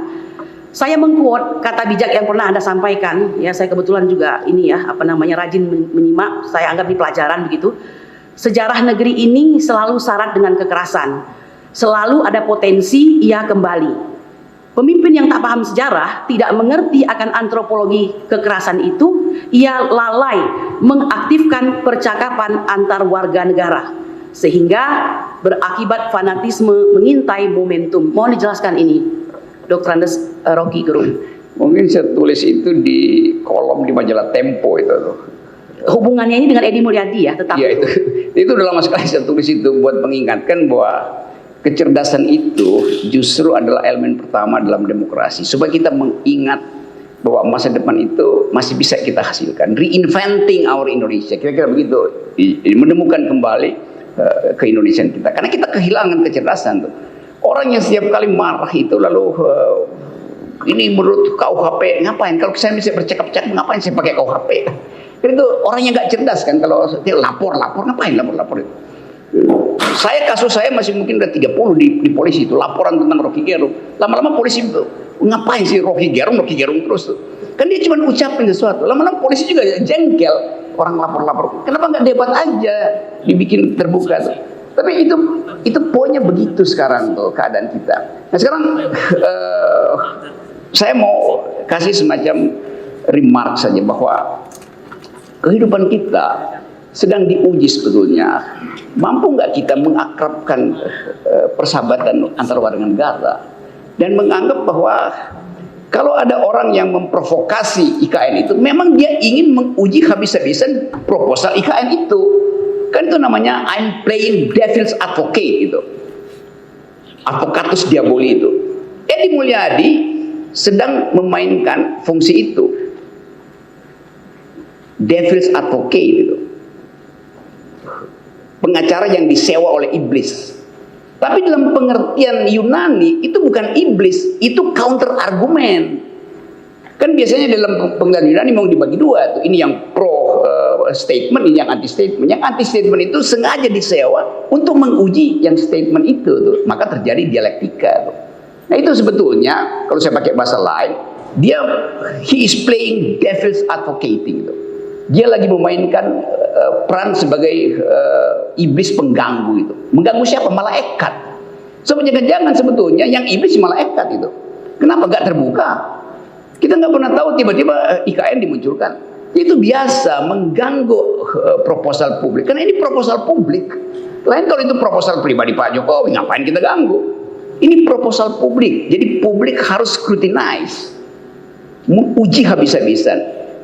Nah sialnya pers juga basa-basi. Coba saya kasih perbandingannya. Pak Jokowi datang ke IKN 2-3 bulan lalu. Semua pemimpin redaksi ikut dengan beliau tuh. Diwawancara, saya lihat wawancaranya. Semuanya muji-muji. Loh pers kok muji-muji presiden? Ini akan jadi bagus. Akan jadi bagus. Bisa akan jadi buruk. Kan yang mesti dia puji sesuatu yang udah terjadi. Itu fungsi pers. Masa pers menguji sesuatu yang masih utopia tadi? Jadi saya anggap pers kok jadi humasnya istana tuh. Lalu saya mulai curiga dapat amplop setebal apa? Apa 1 cm lebih itu? Apakah ada 900 miliar di bunker redaksi sekarang tuh? Jadi saya menganggap bahwa ada pembusukan justru dalam public opinion kita. Karena jurnalis nggak merdeka. Nah saudara Edi Mulyadi mengambil risiko untuk merdeka berpikir walaupun dengan konsekuensi akhirnya dia terancam pidana. Tapi kita ingin orang mesti merdeka mengucapkan itu. Ini nggak ada soal personal. Ini betul-betul menguji public proposal yang diajukan oleh pemerintah yang ternyata bohong. Proposal pertama, bisnis to bisnis. Proposal kedua, government yang biayai. Government biayai APBN. APBN itu pajak saya. Saya nggak ingin punya ibu kota di situ. Saya ingin anak-anak yang sekarang di Indonesia stunting, mengalami kekurangan gizi, APBN mesti jatuh pada mereka. Itu hak mereka. Kenapa? Karena Presiden Jokowi bilang kita harus punya bonus demografi di 2045. Bonus demografi itu diperoleh melalui nutrisi otak. Artinya APBN mesti beli vitamin. Kasih anak-anak itu susu, telur. Supaya mereka nanti menjadi bonus buat masa depan kita. Beton di IKN itu bukan bonus demografi. Sekali gempa bumi selesai. Sekali banjir selesai. Dan obsolete itu. Nggak ada orang yang membanggakan legacy dengan infrastruktur sekarang. Kenapa? Semua orang sekarang menganggap bahwa ngapain punya kantor. Karena kita bisa berkantor di cloud itu. Seminggu lalu saya baca artikel. Seorang perempuan Indonesia yang di tahun 98 keluar dari Indonesia adalah kerusuhan rasial. Dia pergi ke Amerika, dia sekolah. Dan sekarang dia jadi konsultan untuk membangun perumahan di Mars. Di Mars. Yang lagi dirancang oleh Elon Musk. Seorang perempuan Indonesia sedang membidani proyek perumahan di Mars. Seorang Presiden Jokowi sedang berupaya untuk membangun ibu kota, nanam beton di Pulau Kalimantan. Jauh betul abstraksinya tuh. Orang udah berpikir bikin ibu kota di Mars dalam bentuk hologram, bahkan kita masih nanam beton gitu. Itu absurd buat saya tuh. Itu poinnya. Jadi ya minta maaf, tapi saya mesti ucapkan itu secara jujur. Dalam kondisi berpikir yang betul-betul tertib, itu intinya. Terima kasih Pak Hakim. Cukup, terima kasih Yang Mulia.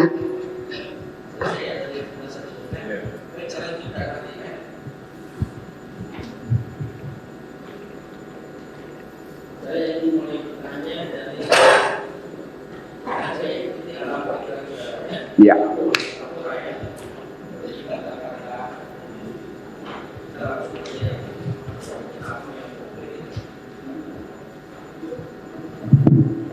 Tempat jin buang anak. Ya. Di dalam berbahasa itu kita kenal juga ada semacam konvensi, kesepakatan di tengah suatu komunitas, di tengah suatu masyarakat untuk memaknai suatu kata atau kalimat, gitu ya. Demikian juga konvensi itu juga mungkin bisa diterapkan dalam memaknai suatu metafor. Yang ingin saya tanyakan, sesuai dengan keahlian saudara salah satunya, karena keahliannya banyak sekali ya. Salah satunya mengenai filsafat bahasa, di mana fungsinya untuk mengontrol penyalahgunaan bahasa. Yang ingin saya tanyakan, apakah suatu metafor bisa dimaknai berbeda oleh si penyampai, kalau istilah ahli bahasa tadi si penutur, dengan dibandingkan atau yaitu apakah suatu metafor bisa dimaknai berbeda oleh si penutur atau pengucap dibandingkan dengan orang lain atau sekelompok masyarakat lain, yang tentu saja entah itu karena pergeseran nilai, entah itu karena lingkungan dan cara berpikir yang berbeda, sehingga makna keduanya bertolak belakang. Tadi kan ada makna positif, makna negatif. Nah, taruhlah ini, makna ini sampai bertolak belakang. Apakah dari sisi filosofi bahasa itu dimungkinkan hal seperti itu terjadi? Ya, bukan sekedar dimungkinkan, itu pasti terjadi. Kalau nggak ada bridging, nggak ada jembatan untuk menerangkan itu. Jembatan itu namanya hermeneutic of suspicion. Jadi hermeneutik artinya kecurigaan, suspicious artinya mencurigai. Jadi kecurigaan untuk menghasilkan makna itu. Jadi saya mungkin akan bilang oke, coba kita bikin bridging sebetulnya. Kenapa penutur itu mengucapkan A dan diterima sebagai bukan A oleh interlokutornya itu. Dalam linguistik ada lokui artinya ucapan, interlokui. Jadi dalam interlokui itu mesti ada keterangan hermeneutic of suspicion. Nah, saya di sini berperan untuk menerangkan itu sebetulnya tuh. Jadi itu pasti terjadi. Kenapa? Karena culture matters. Ya, dalam bahasa akademis kebudayaan itu punya keunikan tertentu tuh. Nah, kalau salah tafsir itu bisa menimbulkan ya kemarahan atau kekonyolan. Saya beri contoh Pak Hakim ya. Satu waktu saya ada di Australia itu, masuk goa di situ buat lihat alam Australia. Lalu saya bercakap-cakap dengan supir Gojek di situ. Dia cerita ke saya bahwa penduduk aborigin yang tidak punya pemukiman tempat disediakan perumahan oleh pemerintahan daerah lokal itu. Maka didirikanlah rumah-rumah buat penduduk aborigin. Hari pertama dipantau oleh Pemda itu. Ya, mereka masih tidur tapi gelisah nih penduduk aborigin itu. Oke, mungkin ada sesuatu. Hari kedua datang, dilihat mereka tidur pulas tapi atapnya udah dia bongkar itu. Ditanya, kenapa atapnya dibongkar? Bagi orang aborigin, tidur pulas itu harus menghadap langit, bukan menghadap langit-langit, tapi menghadap langit itu. Jadi bagi dia kenikmatan itu kalau dia betul-betul menghirup alam semesta seluas-luasnya. Dia nggak mau ada atap tempat dia tidur itu. Jadi itu yang disebut tadi, kita mesti hubungkan antara kebijakan yang tadinya ingin seolah-olah peduli pada kemaslahatan penduduk, ternyata bagi dia lain gitu kan. Jadi itu yang disebut local wisdom, dan itu yang Pak Hakim mintakan saya jelas. Nah, local wisdom ini harus dibantu dijelaskan. Kalau terjadi percekcokan makna, bukan dilaporkan, kan itu bedanya kan. Jadi mestinya dijembatani soal itu, bukan dipidanakan. Jadi pidanakan justru jadi kaku kita kan. Kita nggak enak lagi itu untuk saling, bahkan secara konyol saling meledek nggak bisa tuh. Takut nanti ledekan itu ditafsirkan salah tuh. Nah, itu ya sebetulnya jawabannya. Jadi mesti ada jembatan yang namanya hermeneutic of suspicion itu. Baik ya. Kemudian tadi terus terang saya juga sepakat ya, metafor itu abstrak. Ya. Karena kalau dimaknai sebagai sesuatu yang berwujud, itu tentu saja maknanya akan jauh. Ya. Dari makna metafor yang sebenarnya. Akan tetapi dalam ilustrasi, bukan ilustrasi, contoh tadi mengenai contoh kejadian Kiai Haji Agus Salim ya, yang B itu. Oke, iya. Biar lebih konkret. Iya. Ketika Kiai Haji Agus Salim disinggung lah ya secara halus, sebenarnya juga dengan metafor, dia balas juga dengan metafor. Yes.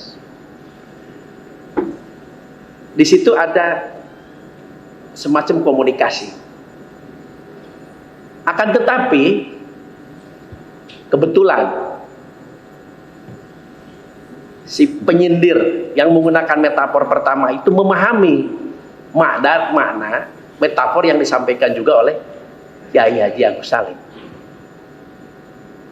Namun dalam beberapa hal atau mungkin dalam beberapa kasus,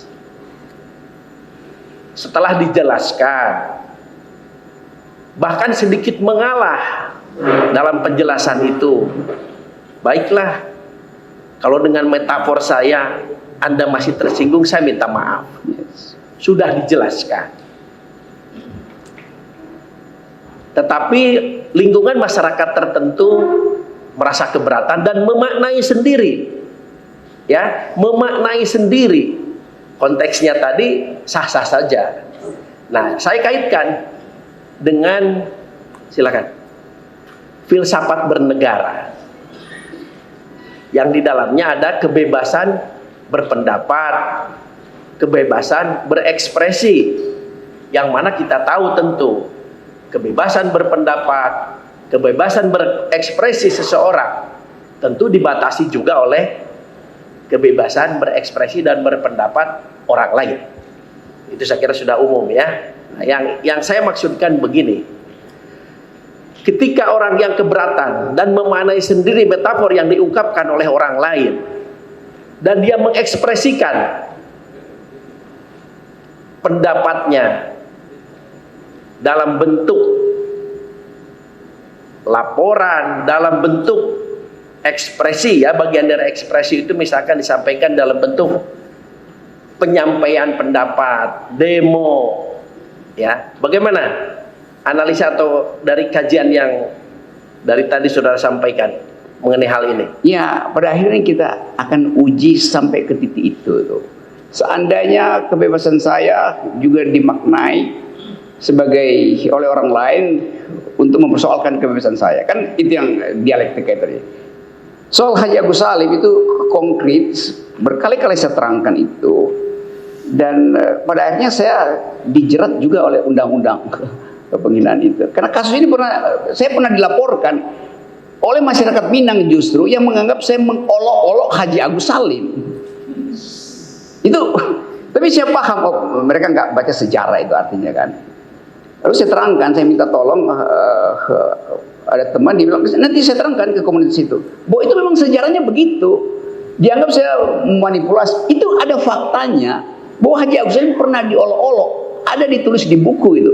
Lalu saya bilang, justru itu pelajaran tentang kecerdasan Haji Agus Salim. Bukan saya mengolok Agus Salim, saya memuji kecerdasan Haji Agus Salim karena membalikkan olok-olok dengan metafor yang betul-betul tajam itu. Akhirnya mereka mengerti, oh itu maksudnya. Lalu mereka belajar sejarah. Oh iya, Pak Rocky nggak salah kalau gitu. Ini kan ini cuma soal menerangkan sebetulnya. Sehingga akhirnya saya nggak tahu sekarang apa kasus itu dicopot, dicabut di kepolisian. Yang jelas saya nggak pernah dipanggil lagi oleh kepolisian. Saya dilaporkan menghina masyarakat Minang itu. Dan masih banyak hal yang lain yang di situ. Tapi kalau saya terangkan, orang itu iya ya, kan dia malu juga kalau dianggap kok nggak mengerti bahwa saya justru memuji, kenapa saya mengolok-olok itu. Demikian juga soal tadi IKN, lo itu mengkritik memang, bahkan dengan cara yang sangat tajam, sarkastis gitu. Ini tempat jin buangan, iya, tapi itu fungsinya memberitahu bahwa kalian kekuasaan itu tidak menghormati proposal publik kalian di awal, sehingga timbul kesan itu. Kan ini mesti ada bridging aja. Nah sebetulnya kalau ada orang lain yang mengerti bahwa oke, jurnalisme punya kebebasan untuk mengekspresikan, masyarakat lokal punya kebebasan mengekspresikan. Tetapi ada kemacetan komunikasi karena modeling yang dipakai oleh Edi Mulyadi lain dalam persepsi teman-teman di Kalimantan. Itu kan selesai. Tapi nanti kami juga berhak untuk pergi pada hukum. Memang berhak. Tetapi itu kan last resort gitu kan, ultimum remedium. Sebelum pergi pada pil yang paling hebat remedium itu, ya ada pil lain yang namanya percakapan. Demokrasi dimungkinkan karena percakapan. Dalam teori bernegara, semakin banyak hukum, artinya semakin kurang demokrasinya. Itu intinya tuh. Jadi kalau kita bisa bercakap secara demokratis, pasti ruangan ini akan sepi dari kasus-kasus. Paling ya kasus kriminal pasti, tapi karena kasus sebut aja kecelakaan literasi, masa mesti dijadikan sumber delik gitu kan itu. Jadi saya paham betul yang disebut oleh Pak Hakim betul. Jadi saya ulangi lagi bahwa diperlukan tadi hermeneutic of suspicion. Dan memang itu kita hormati karena orang menganggap bahwa ini adalah hak hukum saya. Oh betul hak hukum itu. Tetapi itu bukan tindakan yang paling mampu menghasilkan keadilan. Nanti orang kalau diputuskan nanti orang Betawi bilang, oh kalau begitu salah dong pepatah-pepatah kita. Itu bahayanya sebetulnya. Terima kasih Pak Hakim Ketua. Baik.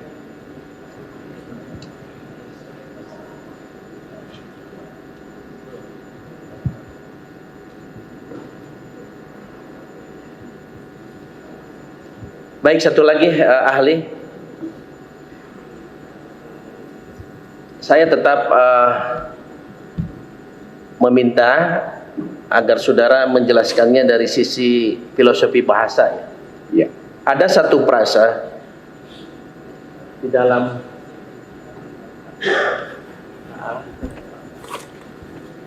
persisnya ini mesti dilihat, tapi intinya ginilah. Dan ini didakwakan oleh saudara. Saya minta saudara jelaskan apa bedanya berita dengan kabar.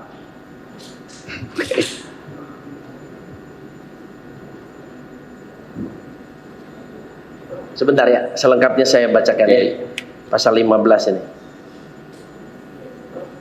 Barang siapa menyiarkan kabar yang tidak pasti atau kabar yang berkelebihan atau yang tidak lengkap, sedangkan yang mengerti setidaknya patut dapat menduga bahwa kabar demikian akan atau mudah dapat menerbitkan keonaran di kalangan rakyat, dihukum dengan hukuman bla bla bla ya. Nah, yang ingin saya tahu, yang ingin saya dapat penjelasan dari saudara, tadi itu kan kabar ya. Apa bedanya dengan berita?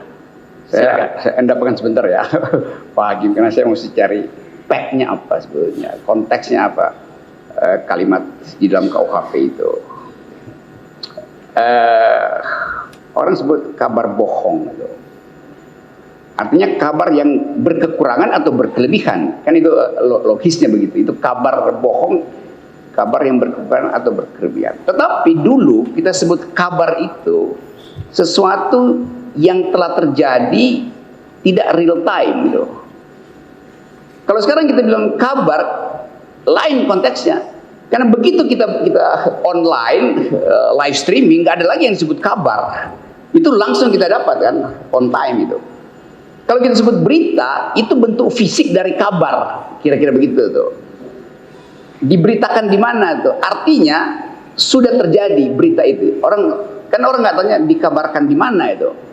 Jadi kata kabar itu sebetulnya menunjukkan, saya carikan istilahnya, ekspresi otentik ketika orang menerima sesuatu dan mulai memberi interpretasi. Jadi begitu interpretasi mulai, itu di dalamnya ada kabar. Yang kita sekarang, kita nggak perlu kasih interpretasi, karena berita itu sudah berubah menjadi live streaming. Nggak ada lagi berita sebetulnya. Jadi beritanya apa? Nggak ada, langsung live streaming kan. Kayak itu kabar dulu kan ditulis 1 menit setelah berita terjadi. Karena sekarang nggak ada esensi itu. Jadi wording, apa namanya wordingnya? Pembuatan kata yang menyangkut delik semacam ini harus kita hubungkan dengan keadaan dunia yang masuk dalam post-truth, masuk dalam post-modernity itu, masuk dalam hermeneutic of suspicion, masuk dalam dekonstruksi segala macam. Jadi banyak pasal atau makna yang terpaksa mesti kita keluarkan sebentar, kita rawat dalam kehidupan yang sekarang real time ini, lalu kita masukkan ulang tuh. Pertanyaannya, relevan nggak? Kita sebut bahwa kabar itu identik dengan berita. Berita itu berbeda dengan kabar. Bagi saya, kabar dan berita itu sekarang nggak relevan lagi tuh. Karena peristiwanya sekarang real time. Sementara kabar dan berita ditulis. Nah, itu disebut surat kabar. Jadi ada peristiwa kemarin, ditulis hari ini, saya beri surat kabar untuk mengetahui berita kemarin. Sekarang berita itu nggak ada yang kemarin, semua berita itu present. Karena tadi ya, online gitu. Nah, kalau dia sifatnya present, ya sebaiknya secara present juga langsung dibicarakan kan. Kan memungkinkan kita sekarang untuk saling mengoreksi tanpa harus ada penundaan itu. Begitu faktanya muncul. Nah, kalau bahayanya sekarang masih ada orang nyari di online yang sebetulnya penggalan-penggalan aja, karena dikejar oleh apa namanya itu, hitnya, dikejar oleh apa istilahnya itu ya, clickbait itu, si wartawan cepat-cepat itu. Padahal sebetulnya satu koma keliru itu kabarnya jadi lain. Ada, saya baca misalnya, ibu guru saya cantik sekali. Oke, ibu guru saya cantik sekali. Yang cantik siapa itu? Ibu guru saya. Enggak, bacanya ibu guru saya cantik sekali. Jadi saya memberitahu pada ibu saya bahwa guru saya cantik sekali. Bukan ibu guru saya cantik sekali itu. Atau ibu, guru, saya cantik. Yang cantik berapa? 3 orang. Kan itu soalnya kan. Kalau dia diucapkan real, orang tahu intonasi. Tapi wartawan kadangkala nggak peduli intonasi itu. Karena dia mau cepet-cepet dapat clickbait. Itu bahayanya kalau berita dan kabar itu masih dipakai dalam versi yang lalu itu. Nah, sekarang versi sekarang betul-betul real time itu. Jadi present time. Baik ya, ini agak saya potong, maaf. Ya. Masih ada tipikor ini. Masih emosi dan tipikor. Apakah kabar dan berita itu bisa dibedakan dari sumbernya? Bisa. Semisal begini, koreksi kalau saya salah. Kalau berita itu sudah divalidasi, sudah dikonfirmasi ke sumbernya. Tapi kalau kabar baru sayup-sayup, baru katanya, itu bisa seperti itu atau bagaimana? Tolong dijelaskan. Saya ngerti ya maksudnya tuh. Kata kabar itu lebih sastrawi. Artinya lebih dimanfaatkan oleh para sastrawan tuh. Karena kata kabar itu mengandung rasa rindu, rasa ingin tahu, ada kabar bahwa begini. Kalau berita itu dia udah selesai itu, tinggal dikonfirmasi ada apa enggak berita itu kan. Nah, konfirmasi itu yang diperlukan tadi. Kalau zaman dulu konfirmasinya kan nunda lagi tuh, karena orang mesti periksa dia kalimat aktif atau kalimat pasif beritanya tuh. Komanya ada di mana tuh? Antara di tempat dinya dipisah apa enggak tuh. Jadi ini yang mesti dilakukan analisa tuh lewat forensik kata, itu fungsinya tuh. Tetapi kalau kita bilang kabar, kalau saya bilang saya kabari nanti ya, artinya ada pesan saya ingin supaya Anda menunggu. Menunggu itu menimbulkan imajinasi. Datang nggak dia ya? Saya kabari. Kalau yang saya beritakan itu saya lakukan sesuatu seperti humas. Saya beritakan ini beritanya tuh. Jadi kabar itu lebih kultural. Kira-kira begitu. Memberi kabar itu lebih kultural atau sebetulnya lebih manusiawi lah, atau lebih etis. Memberi berita itu soal teknis. Nah, berita bisa dikonfirmasi, kabar nggak perlu dikonfirmasi. Baik, cukup ya. Penuntut umum, bagaimana konsekuensi dari ketidaksetujuannya? Apakah tetap akan bertanya atau bagaimana? Silakan, hak saudara ya. Tetap kami berikan kesempatan.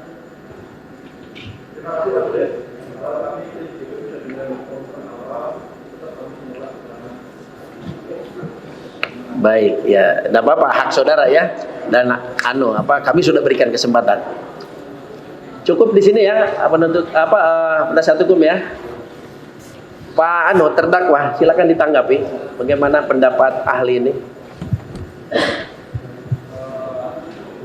Aja ya, antara setuju artinya benar, tidak benar, begitulah, biar singkat. Sependapat. Baik. Ahli, terima kasih sudah hadir membantu kami ya. Ya, terima kasih Majelis Hakim, teman-teman jaksa dan para penasihat hukum. Saya pamit Pak Hakim.